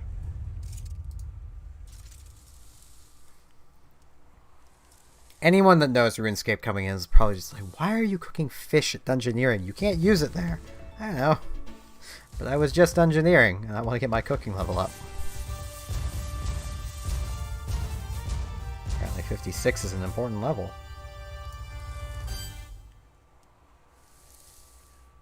Kind of isn't.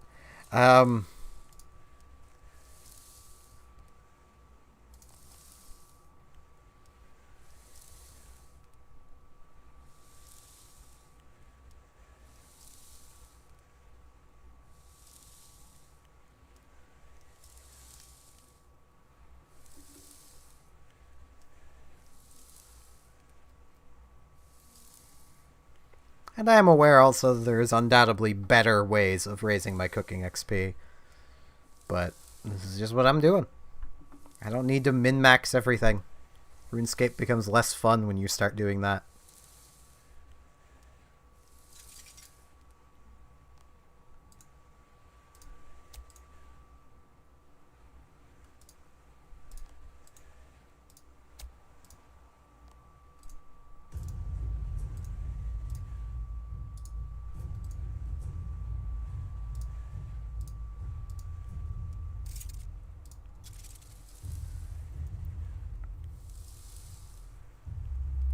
Tuna is such a bad food. I think it's actually better than lobster, though. I think lobster's just 700.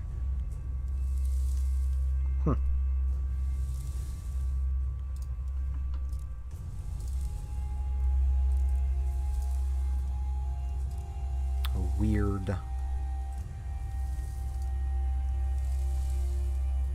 Though I may actually call the stream at the hour here. I don't know.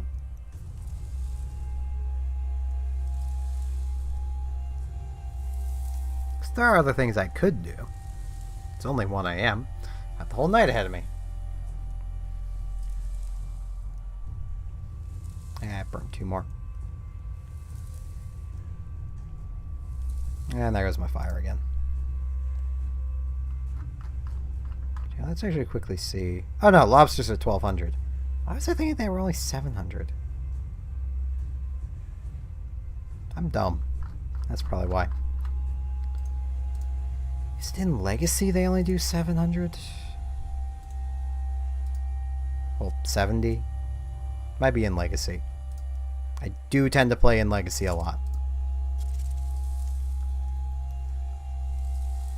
Just figured it made sense to play with EOC for streaming. Especially to show people that EOC isn't bad. Like, I don't understand the complaints with EOC. I don't even understand what the complaints were initially, but I also don't know how the system was initially. But because I wasn't playing actively at that time.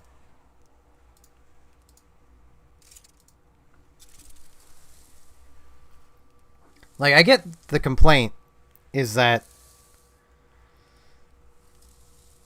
there's some content in RuneScape 3 here that you just can't do using Legacy mode, but so? There's also some content you can do without being members. Well, you can't do without being members. It doesn't make membership bad. Like, there's a lot of content locked behind being members, but a lot less than there is with old school RuneScape.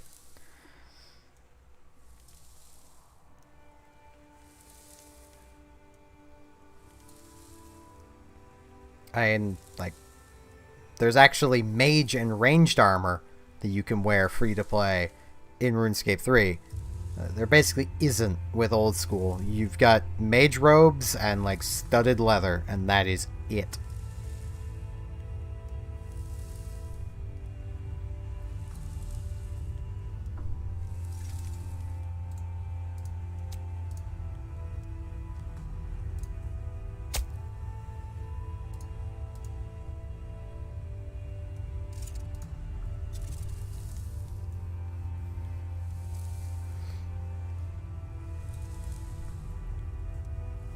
Meanwhile, in RuneScape 3 here, you've got, you know, I think it's blue dragon hide?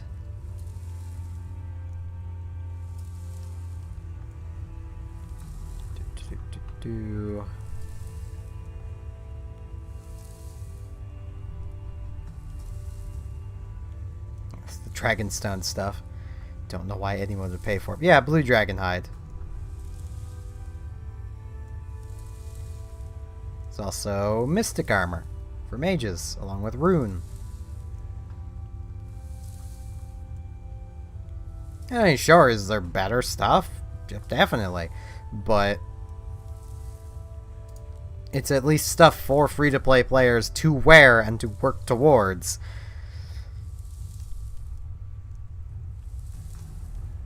I get the response of, oh, well, membership isn't that expensive, but hey, I've managed to be unemployed for 9 years, so while still having access to the ability of playing RuneScape. To be honest, you can not even have access to a computer at home and still play RuneScape. It's called just play it on a library computer. Most libraries I don't think would overly mind, mostly because they clear off downloaded stuff anyway, but I don't think they'd overly mind people downloading RuneScape to play it.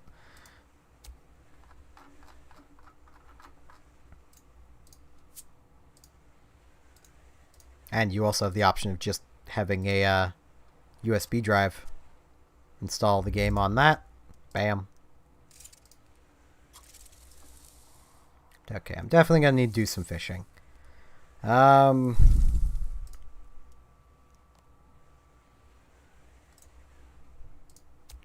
Or I could just buy some fish. Buying fish would probably be the easiest.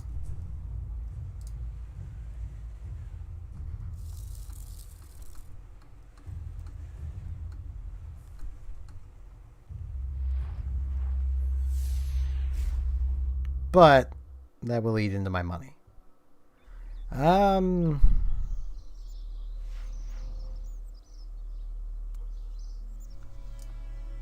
I'll see. Ugh. Excuse me.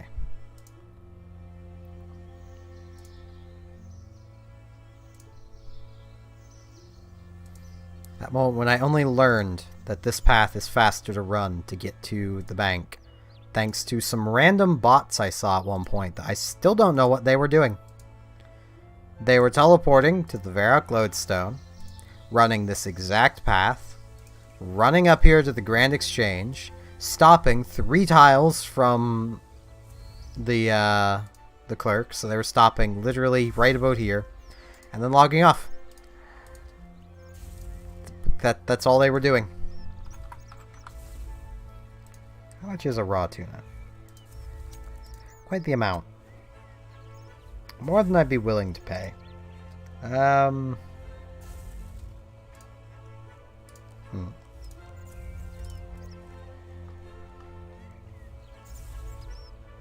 could make these.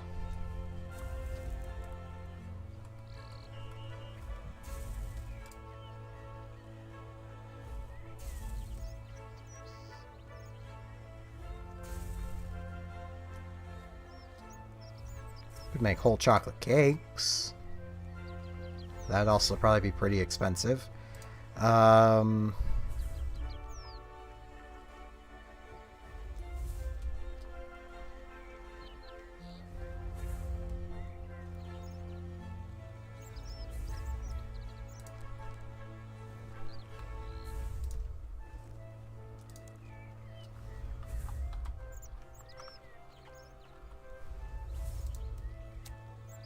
Yeah, that's...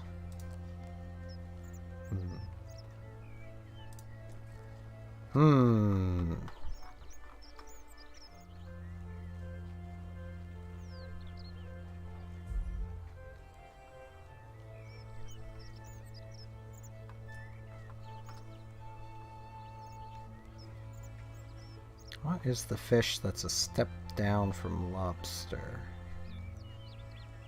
Tuna. Okay, what's a step down from tuna? Salmon. Salmon shouldn't be terribly expensive.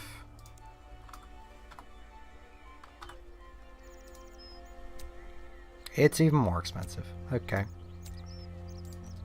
Yeah, I think I'm just going to be best off fishing up myself. So, Lumbridge.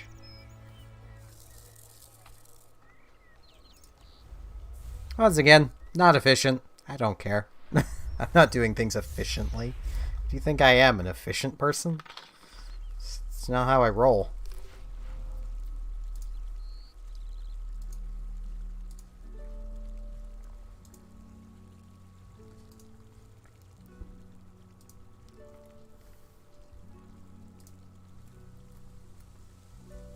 I forget which of those will give better things.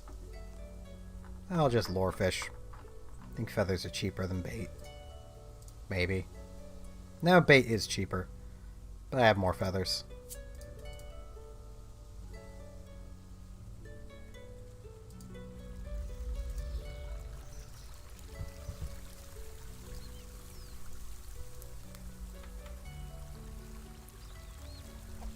Someone killing cows.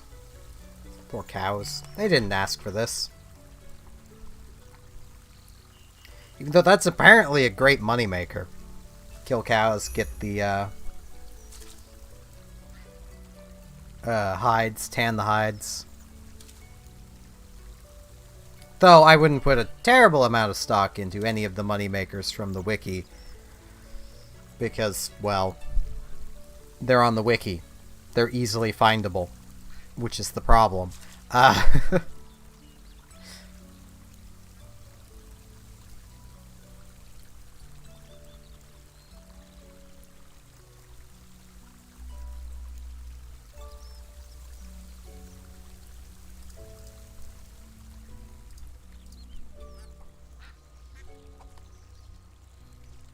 Like, an easy example, like, the wiki lists making diamond bolt tips as a pretty good free-to-play moneymaker. Making you a few million an hour kind of thing. But no one's buying diamond bolt tips. Like, no one. I had about 500k worth of diamond bolt tips on the market for going on 2 weeks before they sold. And they sold at 15% less than their estimated value. I almost lost GP because no one's buying diamond bolt tips right now.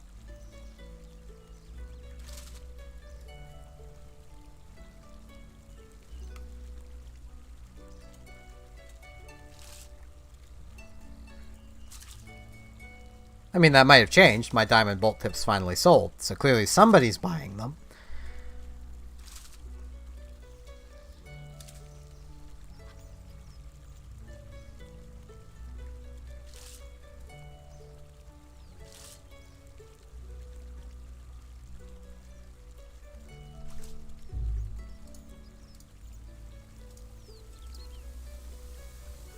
Oh, they're not even picking up the hides.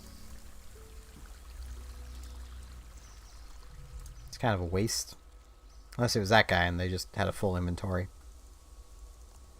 I should put these away. And then save that to 2 so I can put things away easier.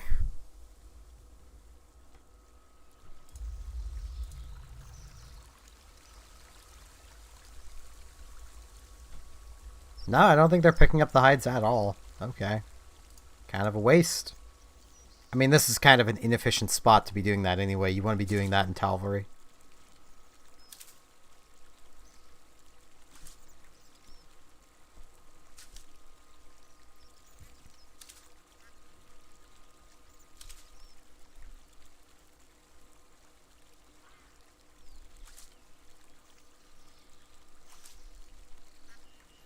This is probably the best spot to fish that's near a bank chest. So, you know, there is that.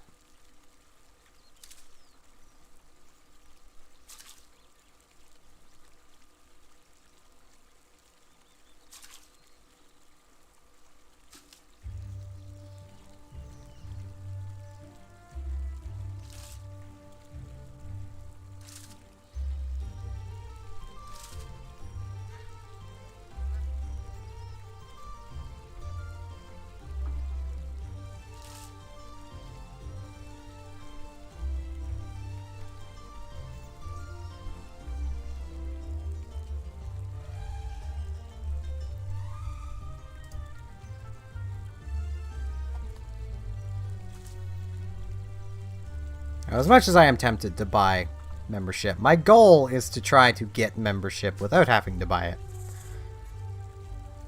Just because I can. There's a lot of accounts running past me.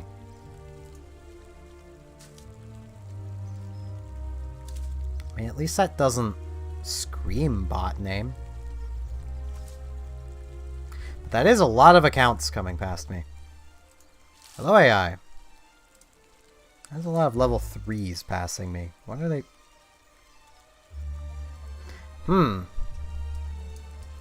I wonder if this could be a bot.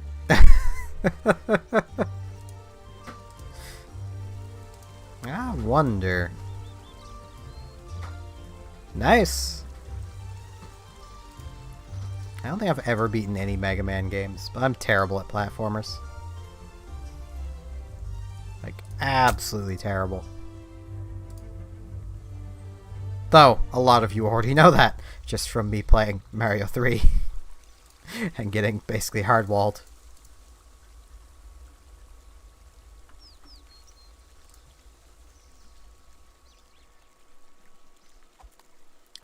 That is fair. The meme Tani. And I've had membership. Like, I know a lot of the decent membership moneymakers. I just didn't really bother stopping to make money because I just enjoy doing things in RuneScape. So, I don't mind.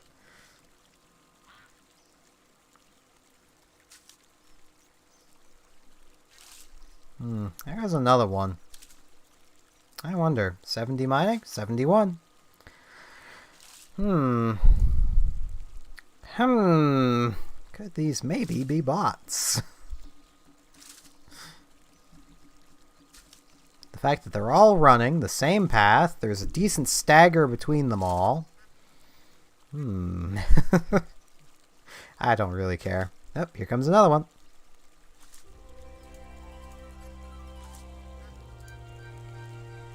$71. Oh, there's a bronze dagger. Oh, man. Because, like, even right now, I could be just making some money, but I'm just doing this because I want some cooking experience. And I don't want to spend money. I like my 15 million.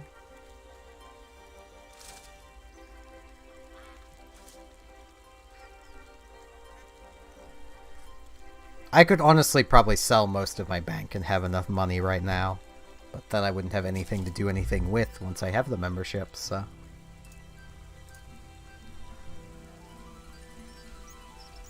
How before they reworked the mine just west of Port Sarum, I was actually making just silly money.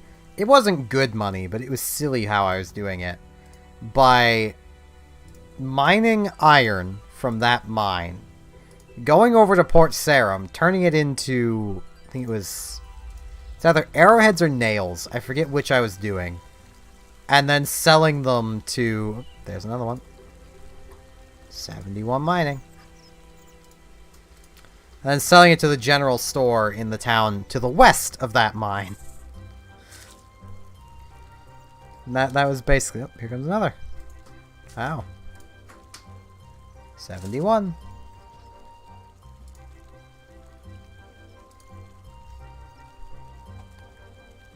I can't imagine these are gold farmers. Gold farmers would be playing old school. There's more money to be made there. This is probably a bot. 71. Or you never know. Maybe it's just one very dedicated multi-boxer.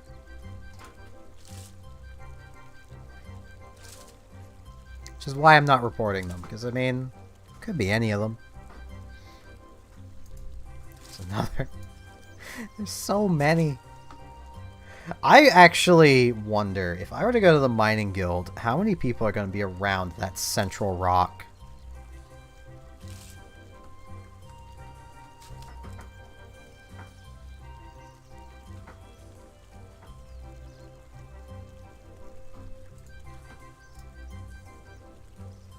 There's another.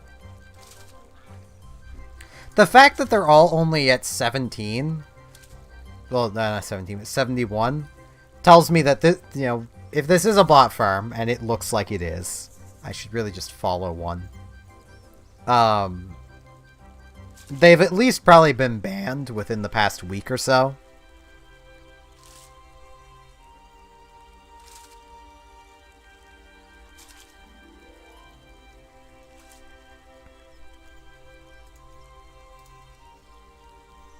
There's a 70. 71.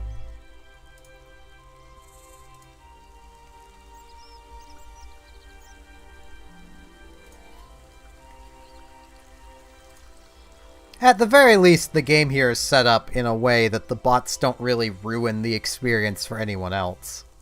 I mean, yeah, they're gonna crash the price of Adamant, Runite, and Luminite, but that's not the worst.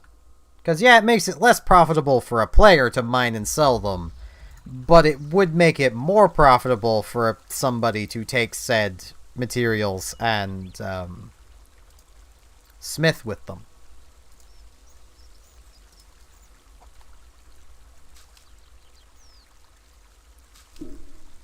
I mean, as much as it's not really fast money making, decent money making is just making Runite ore boxes, I imagine, to feed the bot farms with.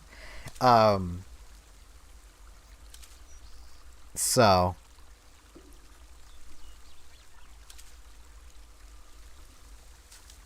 like, I tend to go through that chain with just starting with the bronze and working my way up, but at the moment you could buy the 2 Runite bars, 1 adamant ore box, and make some profit by making the Runite ore box.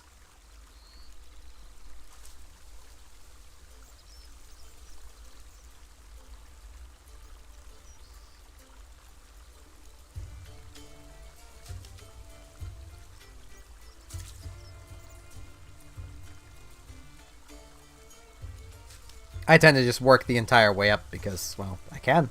I just enjoy doing it. I'm a weird person. I always enjoyed smithing. Like back way, way, way, way back when I first started playing. This is sadly not my original account. I would have the 15-year cape if that was the case. But all that time ago, I used to really enjoy smithing, and I would literally I would mine ore from... This will stop me from fishing. But I would mine my ore here. Run up to here, smelt it here. Run all the way up to here. Oh, here. Make stuff out of it. Like... That's what I used to do for fun. And I'd run all the way back down to Falador, bank the stuff. I'd usually just be making iron stuff.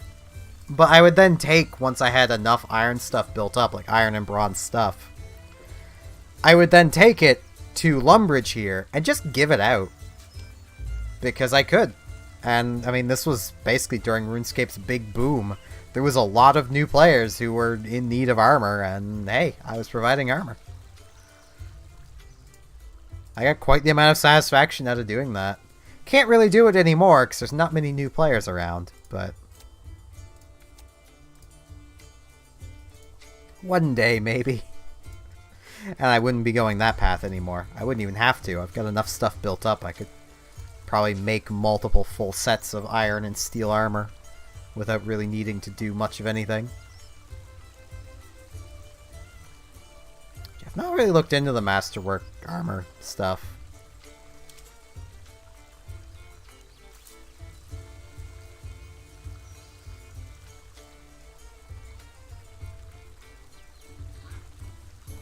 That's fair.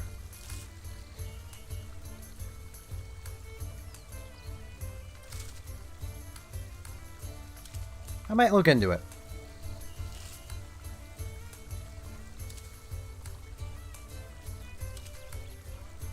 I am fully aware I am very weird when it comes to smithing and such.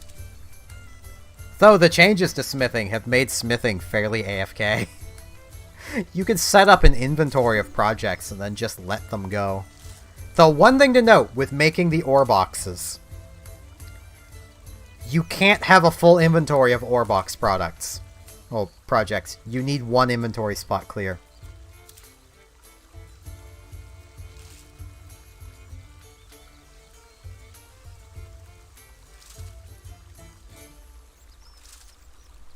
Actually wonder what I even have at the moment for that kind of stuff. I'm positive I don't have 600 of anything, but that wouldn't take terribly long to get. At least up to normal rune. There's a cow out of its pen. I should go punch it to death.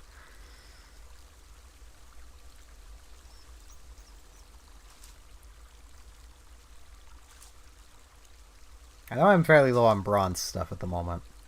Bronze and adamant.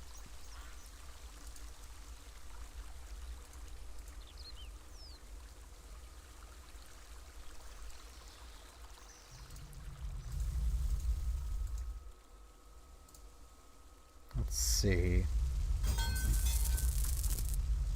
Yeah, okay, I'm running low on mithril too. Oh, yeah, I've got bronze, right.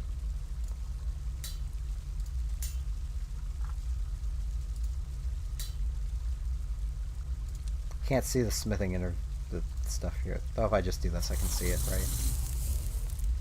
I mean, I've got a fair bit of mithril saved up. I just don't have the, Luminite.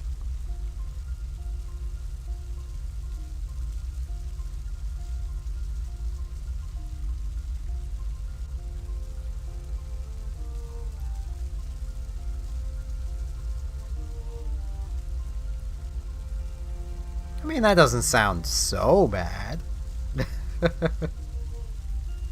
Once again, I know I'm crazy. Yeah, I suppose that does only take coal. I thought it took luminite. I suppose I should restock my mithril.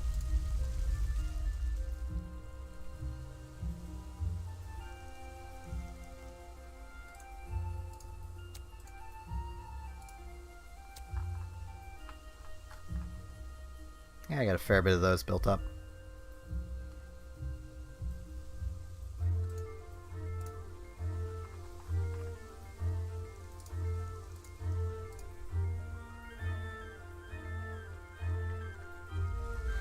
I know the one thing I regret not doing when I had my membership was frickin' what quest even is it? do.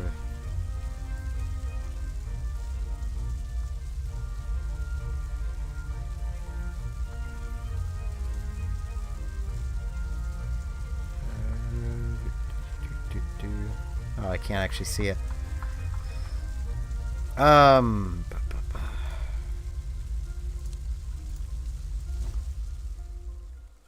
on, the game will tell me. Because I'm pretty sure I have in here somewhere. Again, I know that my bank is probably giving anyone with any measure of OCD quite the amount of grief. I know where mostly everything is. Yeah. Family crest.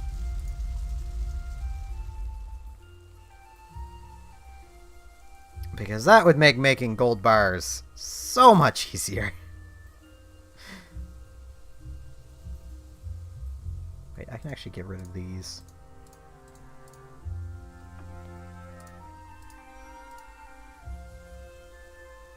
I have my own personal ore box still in there.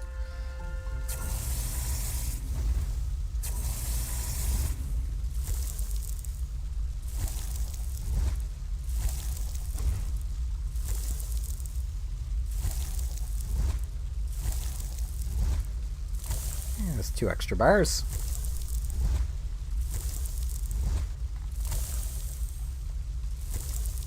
I mean, like I said, that doesn't sound so bad to me, but I know I'm weird, so...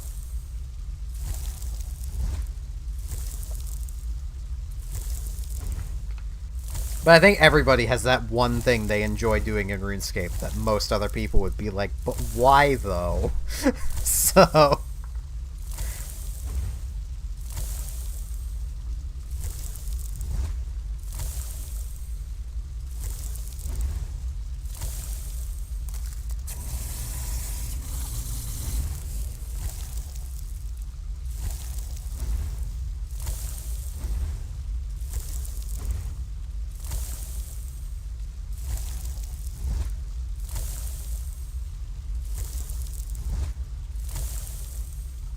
Like, at the moment, the only thing I even really want the membership for is just doing Family Crest.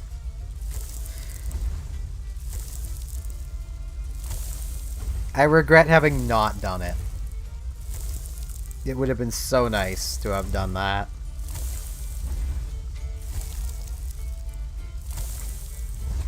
Mostly because making gold bars is a fairly good moneymaker.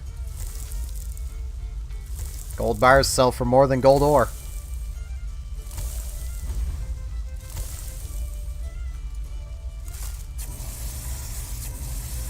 It's just mildly annoying having to run back and forth between the bank chest and the... and here, and yeah.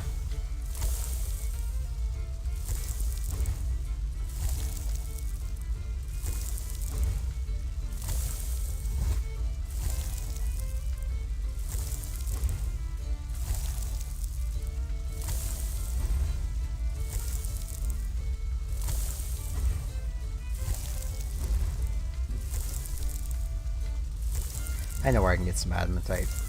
But I need more luminite first. I may as well go do that. Mostly because I want to see if the frickin' what I have just dubbed a rock cult is still there. I know it's a bot farm, but the way they're all positioned around the same runite ore rock just makes it look like a rock cult from Avorion. So, they're just a rock cult now.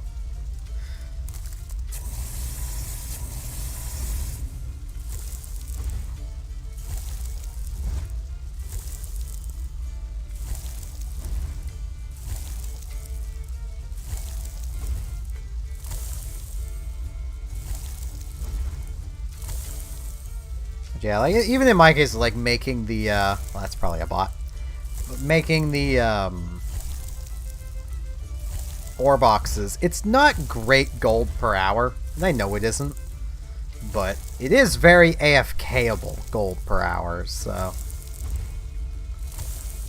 Because, as mentioned, you can literally set up 27 jobs of it, running from bronze to, rune.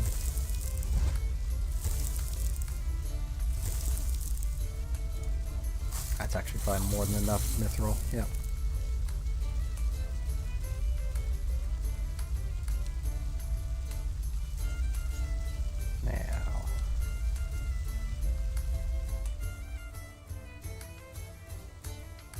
No, doing that would be a bad idea. So if I'm actually going to be mining... Oh no, there's the deposit box.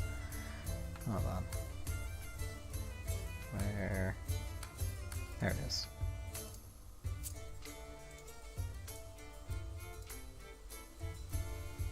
This just gets me closer to the mining guild.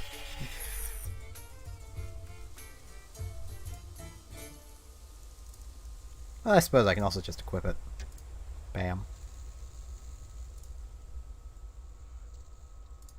Did I run the wrong way? No, I didn't. Okay.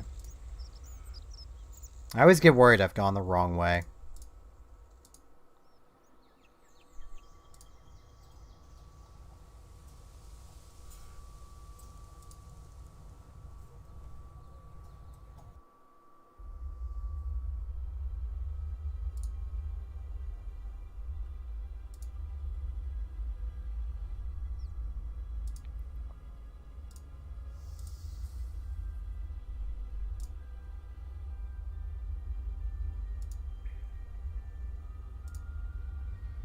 I do feel minorly bad that I won't be able to protect anybody from the King Scorpions, but...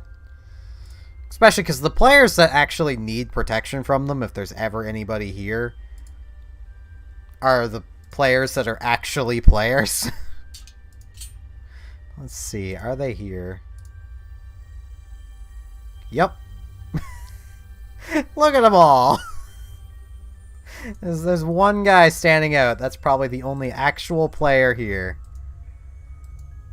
Not many of them here at the moment. And I'm not seeing any repeat names. Last time I was here, like, 4 days ago.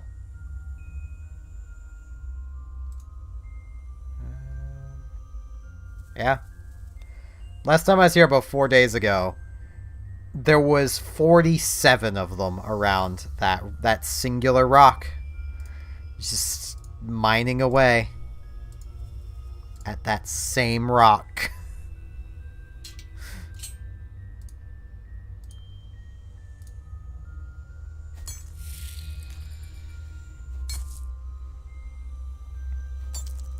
It's the kind of thing that makes you wish that this almost wish that 3 worked on the old system still. So that them all trying to mine the same rock, they actually wouldn't succeed at mining it. But if it did work on the old system, then they would just be spread amongst a myriad of worlds, and you'd never find them. At least this way, it's easier to find them. It's annoying to report them all, but, you know.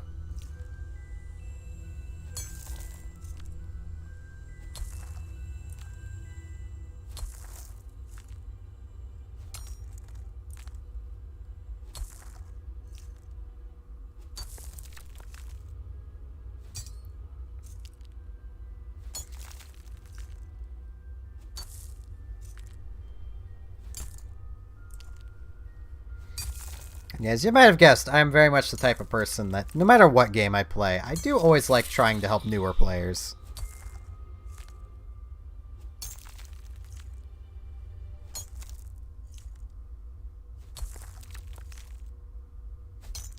Even if that is just as simple as killing the King Scorpions whenever they aggro to somebody. And I could probably still do that being unarmed, but... because I think I still have all my wizardy skills. Yeah. See, I could probably still kill them. I play on Legacy too much. I keep forgetting skills are even a thing.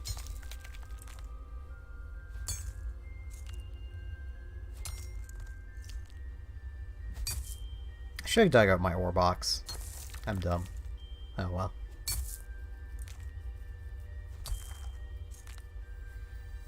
I was too interested in trying to find these little guys.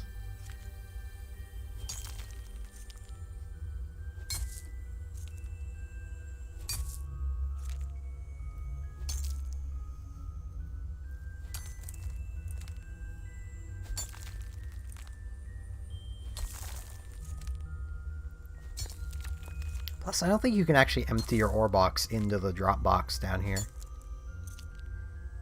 Could be wrong, though. I remember having an issue with that.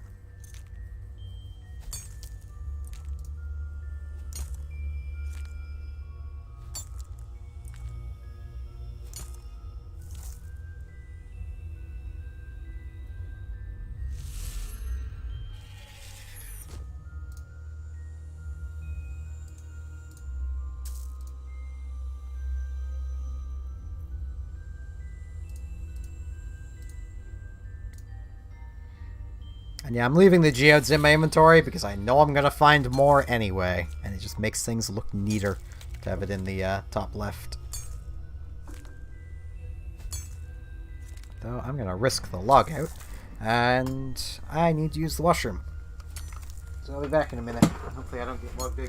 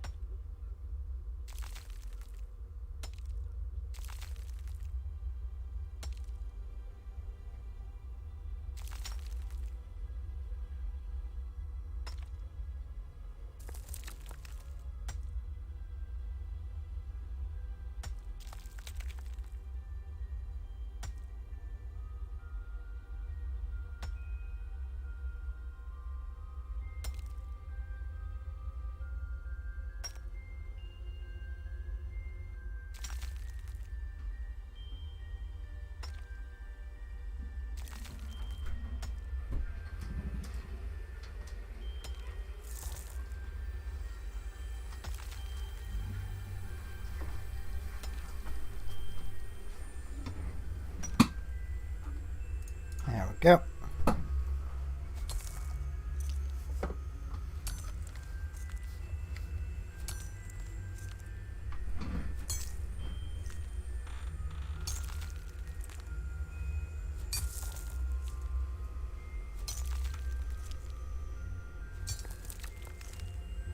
Don't know how much luminite I want to get. So I don't need a terribly huge amount.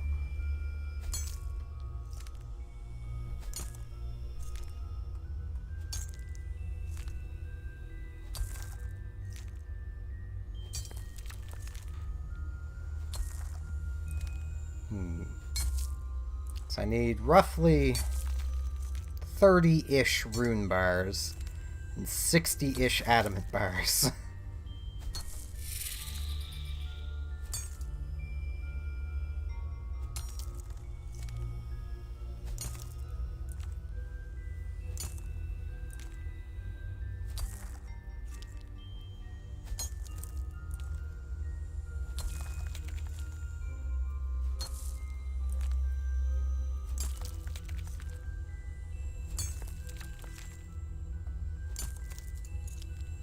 I think about 4 or 5 inventories will probably be good for now, though.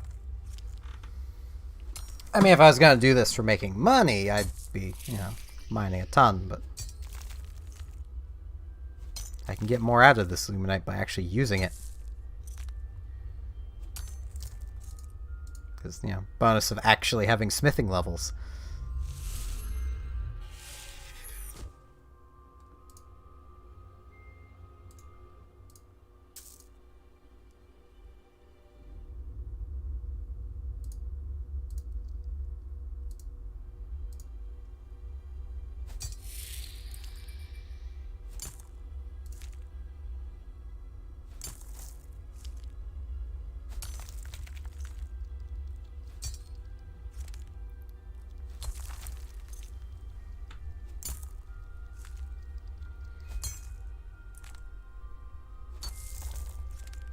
Though, you know, I just thought of an easy way that Jagex could probably deal with the bot farms down here.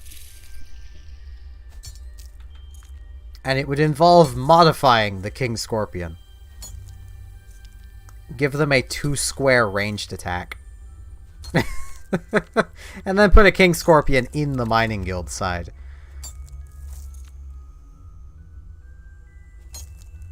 That way you can't safe spot from them from sitting back here, because they could attack you from, you know, here.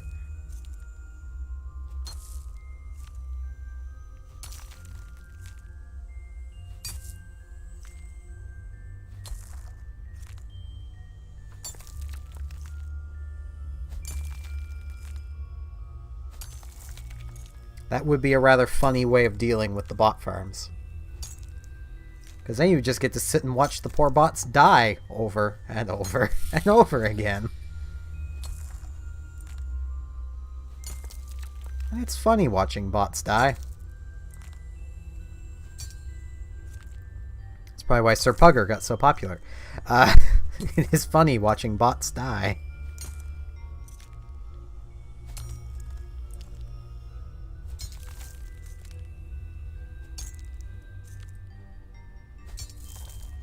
As much as it does suck that there are bots around, at the very least, as I mentioned before, they don't really ruin the game like they do in old school.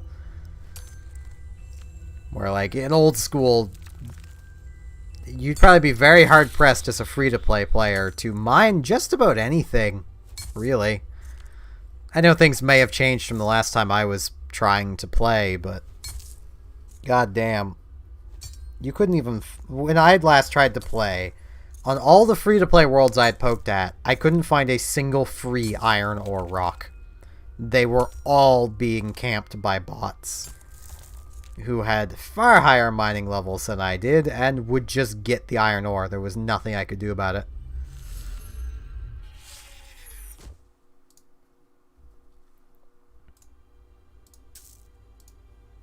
Meanwhile, that just can't happen here, which is really nice.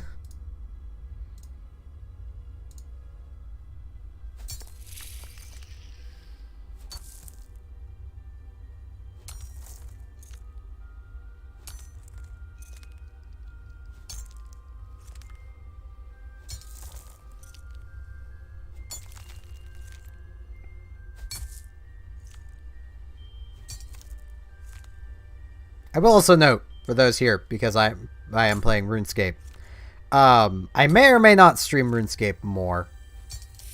Really just depends on how I feel. That tends to be how I stream most things. I don't really have set games I do. I just stream whatever I feel like. A lot of the time that ends up being American Truck Simulator. Mostly because it's just an easy game to stream and just chat with people while streaming.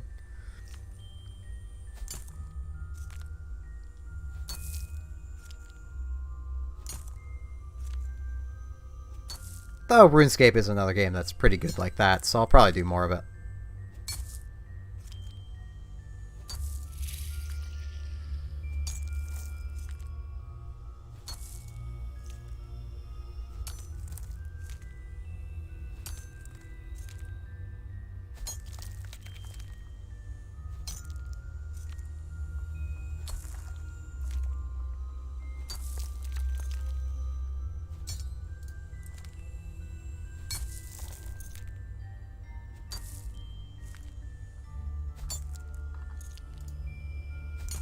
Wow, I just actually took a quick peek through and this is not popular on YouTube.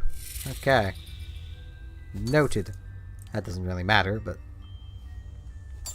Restream's viewer count is never accurate.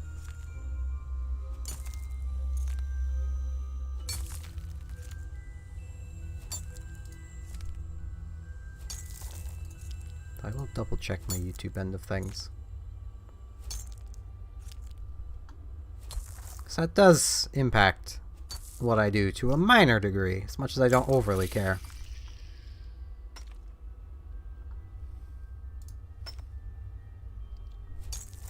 Yeah, I don't think there's really anyone watching on that end. Yeah, well, not the biggest of deals. That's the one thing I can say to anyone that's trying to do content creation. Try not to care about the numbers. They'll go up eventually. There's literally no way they can't unless your content is really that bad. But even then, they'll still go up.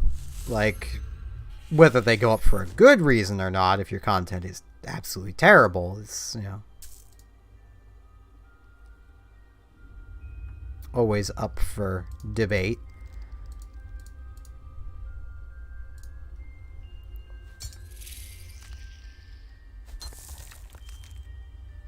Like, there are a fair few creators that I highly doubt anyone's following them because they actually like their content. They're just following them because the content is a train wreck, and that's, you know, that's just human nature right there. We can't look away from a train wreck.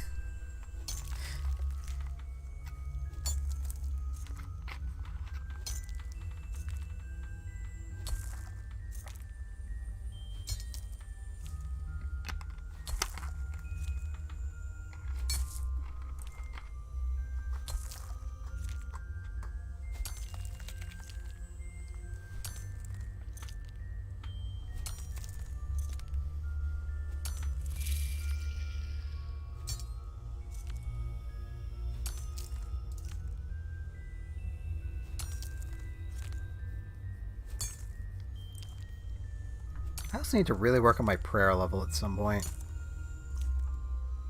But that costs money. Like, you can work on it without it costing money, but that costs money.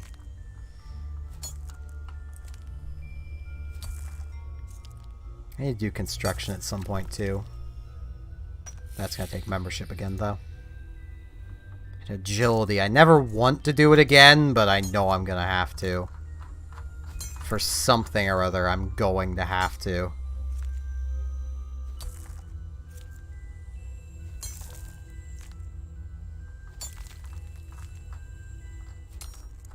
I hate agility. I think everybody hates agility training, though.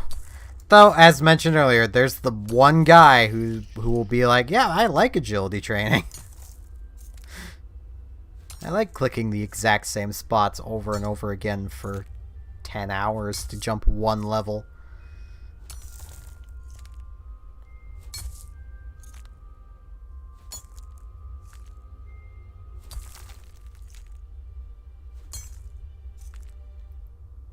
I know, the same sort of comment could be made towards mining and smithing, because you are basically clicking the same spots over and over again. But at least you're seeing things happen other than occasionally some experience gained.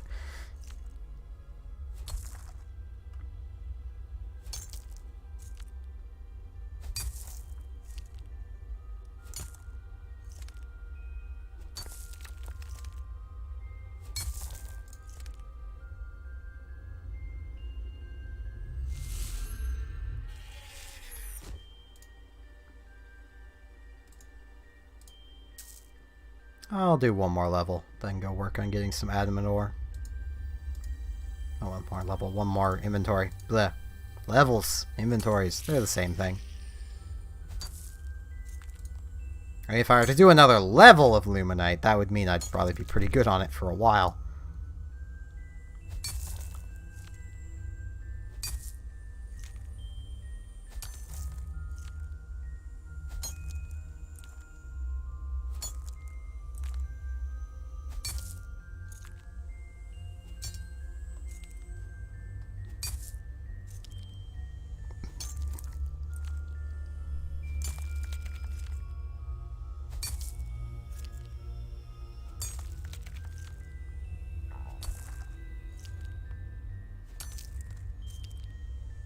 I think the last thing I was doing when I did have membership was Slayer. Slayer's fun. Mostly because it gets me to a bunch of places I wouldn't normally go.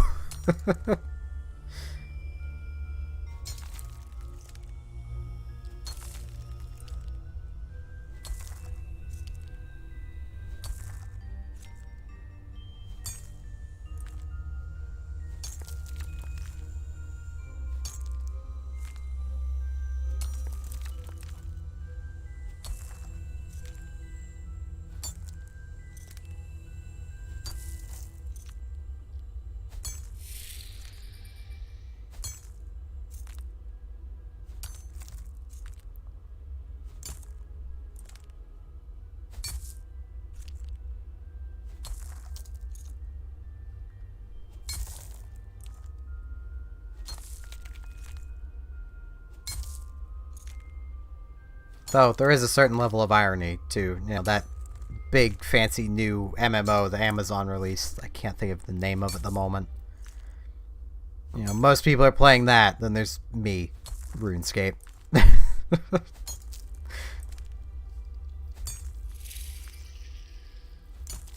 it's not even just because I can't afford the game, it just doesn't look interesting to me.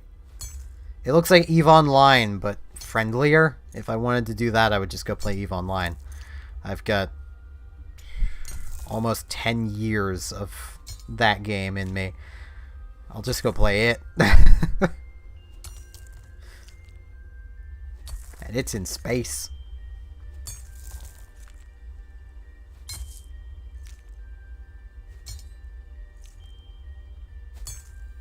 Though I did read the amusing headline that apparently people are, oh, see, I'm coming back for that Luminite. People are, mass reporting each other to basically get the best players on the opposite sides banned. That is a thing most MMOs figured out ages ago.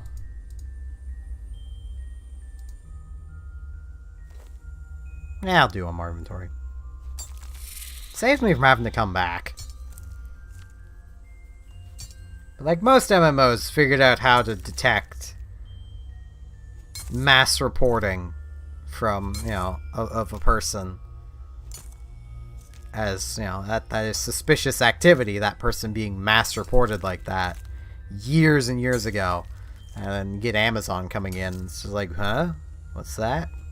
Oh, people are doing that. Well, that's not good.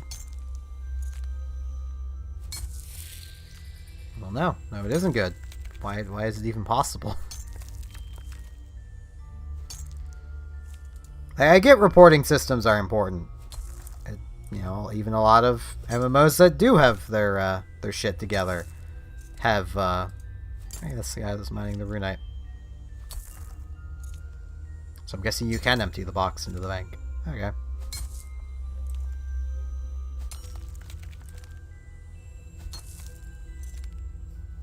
But even a lot of MMOs that have their shit together still have a reporting system because things will get through the cracks. But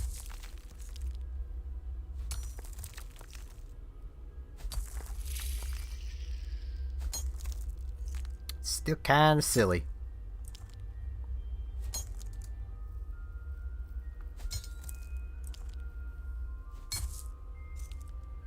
Wait, does he... Okay, cosmetic appearance is for the rune pick, so that may not actually be a rune pick. Can't actually tell. So does he seriously have a rune pick equipped? With the tool belt being a thing. There's no reason to ever have it equipped. Not anymore.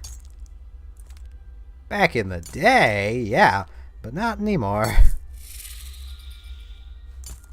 I'm kind of glad about that. The amount of times back in the day I would set out to do mining and forget to equip my pick and then have to run all the way back to a bank just to grab my pick.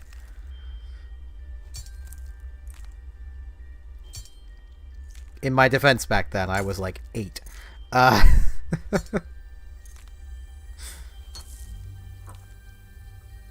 8 or 9. I forget exactly how old I was when I first started.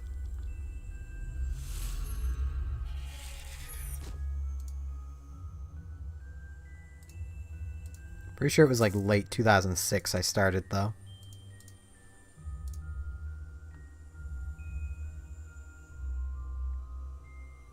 Now, I need a bank. So I'll go to Faldor and then I'll just run to where I want to go.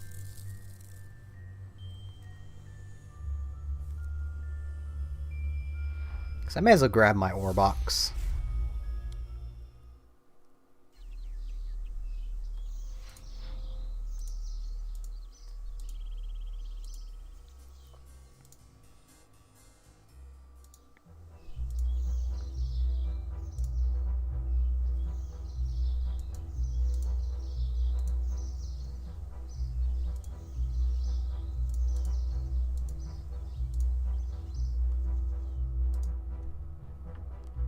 Right, I should crack these open first.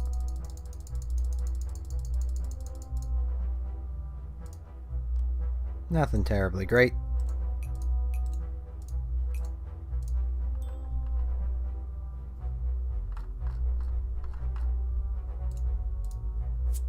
Grab my ore box.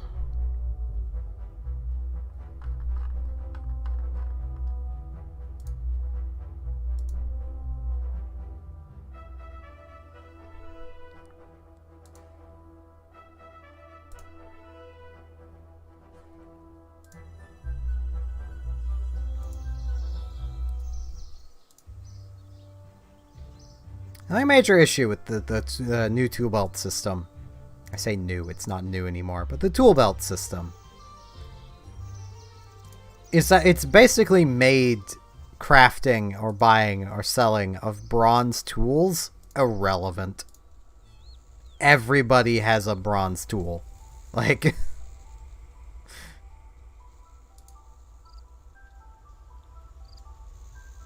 Hello, Wyatt's Maxed. It's going fairly well. How's it going with you?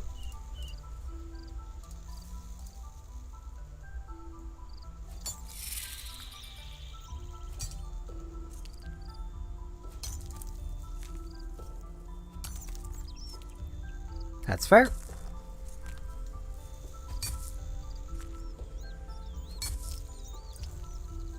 That is fair.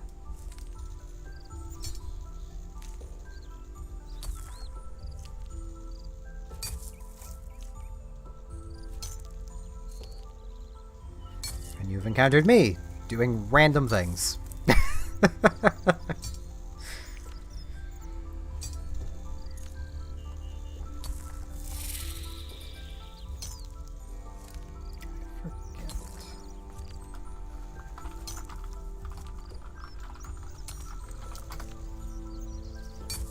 How many things can this thing hold?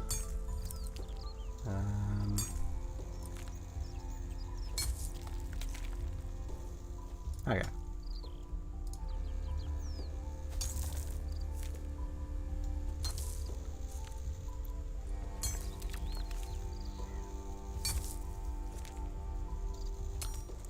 It's been a while since I actually mined with my ore box with me.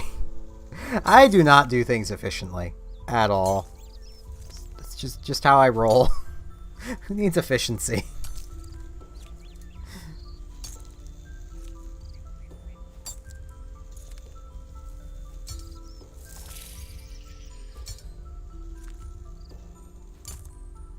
Though I am very much the type of person, when I start trying to like min-max everything and be hyper efficient, is when I stop having fun with games, so...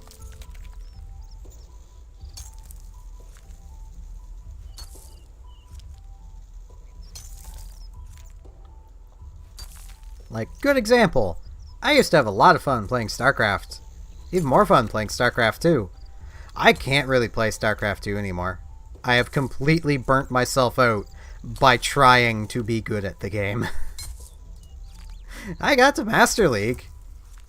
Ruined my wrists because I don't have good posture and I wasn't doing anything to try to even stretch the muscles in my hands, wrists, and such before sitting and playing for a good 6 to 8 hours a day.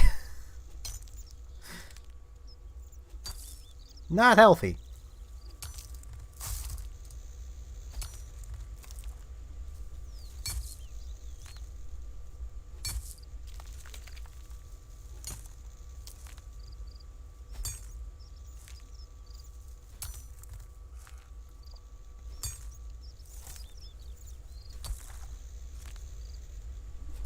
Which actually reminds me, I should be sitting back a bit more, which means move my mic a bit. I apologize if this is making horrible audio noises. Because my table is just ever so slightly too high. And if I sit forward too much, it will cause my back to hurt.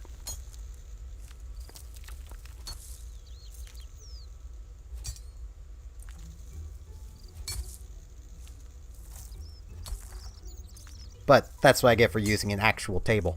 Like, I legitimately have a dining room table as my desk. Because it makes it easy having both my screens set up. Why'd you have to be way over there?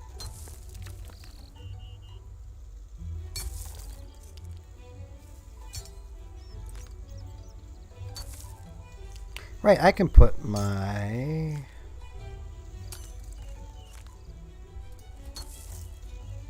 little Chimchampa back on. There we go. Had to take him off for dungeoneering. I was just sitting here like, something's missing. Yeah, it's my pet.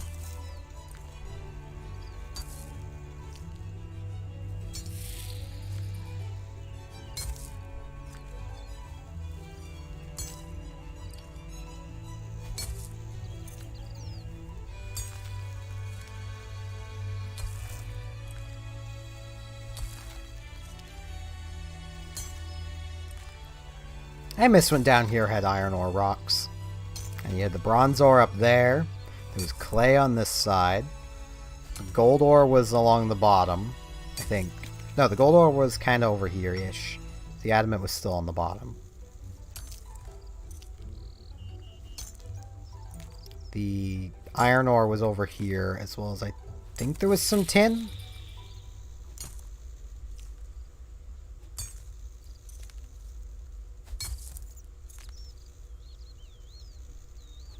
So the adamant may not have been here. I don't fully remember. It's the old school version of this. It's literally an old school. But then they removed the iron. I can't blame them. This was a fairly weird but decent spot to, let's tell me how many. Yeah, okay, 120. So there's a thing you can do to get 140, but...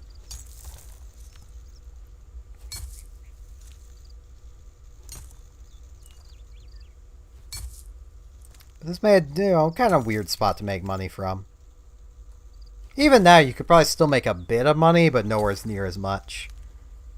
By, mining the tin and copper, making bronze nails, and selling them at the general store just to the south of here.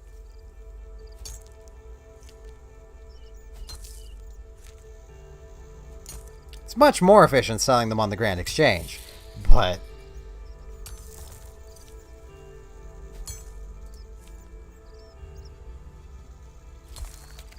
Wouldn't be surprised if they got rid of that stuff because potentially some Iron Men were using it. I don't know. It would have been an okay place for Iron Men to make some money rather early on.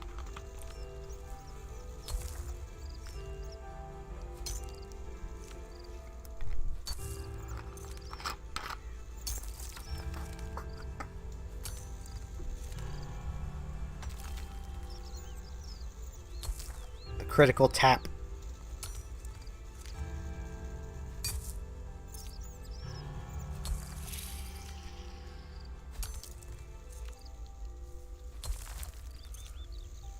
That sounds like it would be a decent pub name.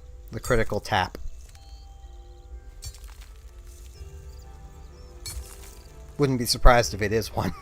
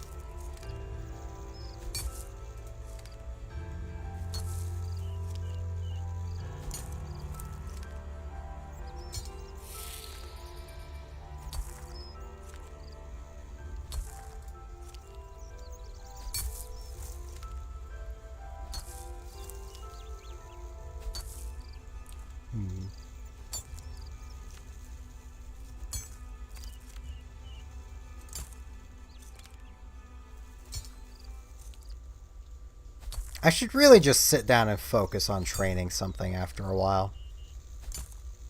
Would probably be a good idea.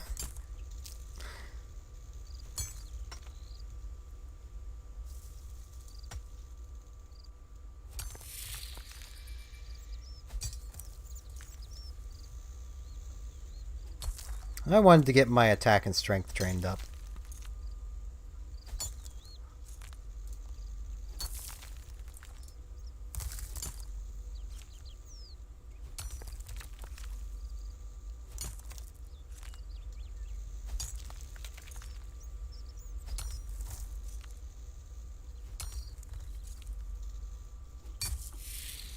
Because if I can get basically 4 more levels on each of them, I can get into the Warriors Guild.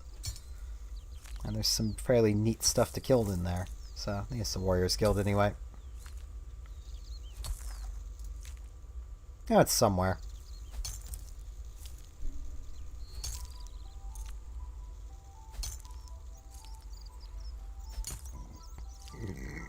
Excuse me. Do not know why I'm gassy. I ate so long ago, I should not be gassy now.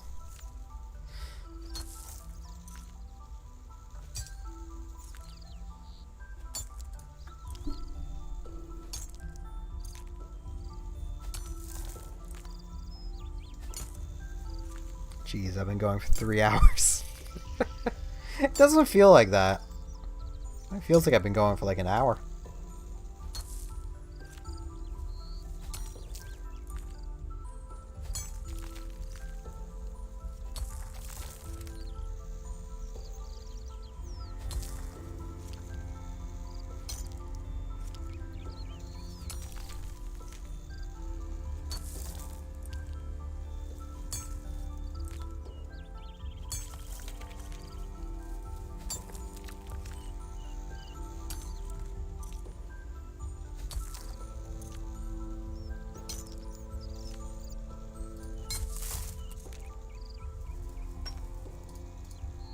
I think once I fill this ore box and then my inventory again, I'll probably end the stream off there.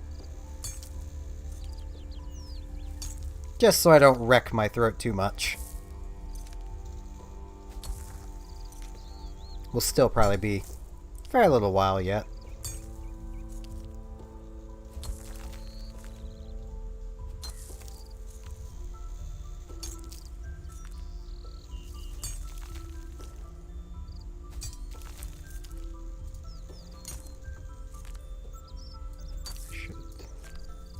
Like that so I don't miss any chat.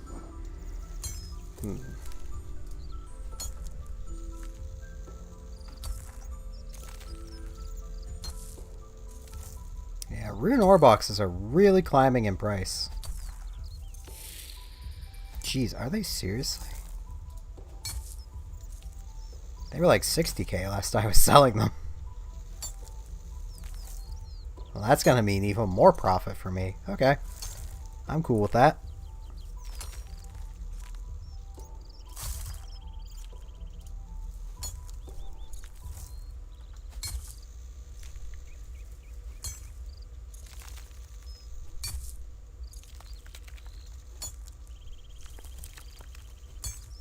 Everything is awesome. What is this?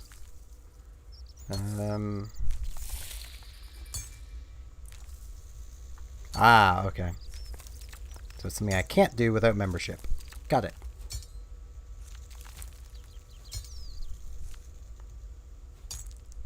Though I have definitely done everything non-members.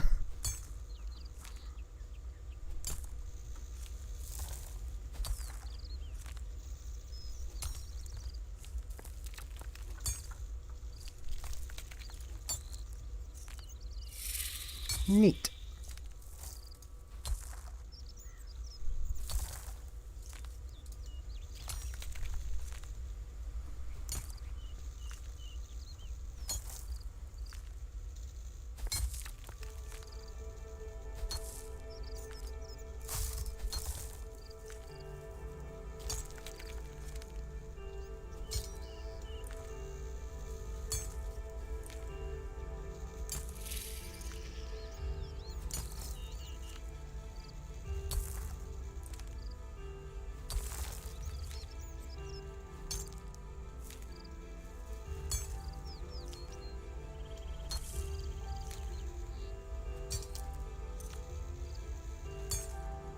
It's been so long since I listened to any of the Runescape tracks. I usually have my own music playing, so I have the in-game music turned off. Hey, 73. What did that do for me?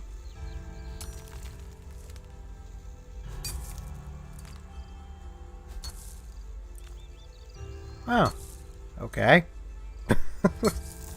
Didn't know those were a thing.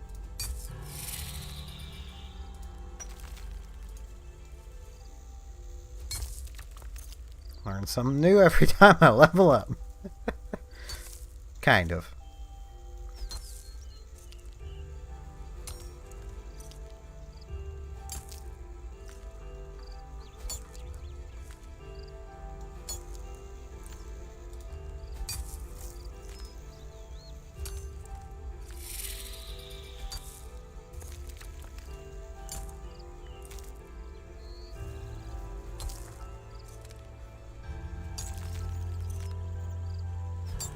2 more rocks.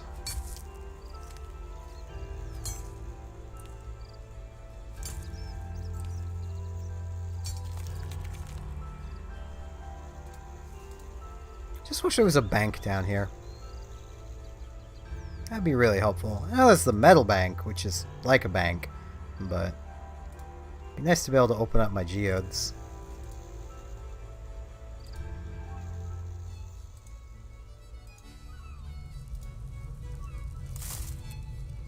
Ah, okay, that does empty the ore box. Neat. Yeah, I can't see how much of that stuff I've got, because no furnace here. Wait, no, there is a furnace right in there. Right, yeah, because this used to, yeah. Furnace here. Okay, that is enough of that, so I just need a bit of runite now, and then I'll be able to make another full set of, runite ore boxes. I just need 2 bars per box, so I need... It's less than 60, but I like just having 60 of everything. But yeah, that is going to be it for this stream, because I kind of want to give my voice a bit of a rest.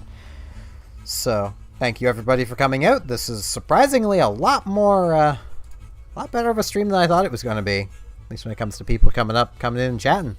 It's all I really care about. It's literally the only metric I care about. So yeah, with that, thanks everyone for coming out and watching, and hopefully I shall see you next time I stream. So, see you whenever that happens to be.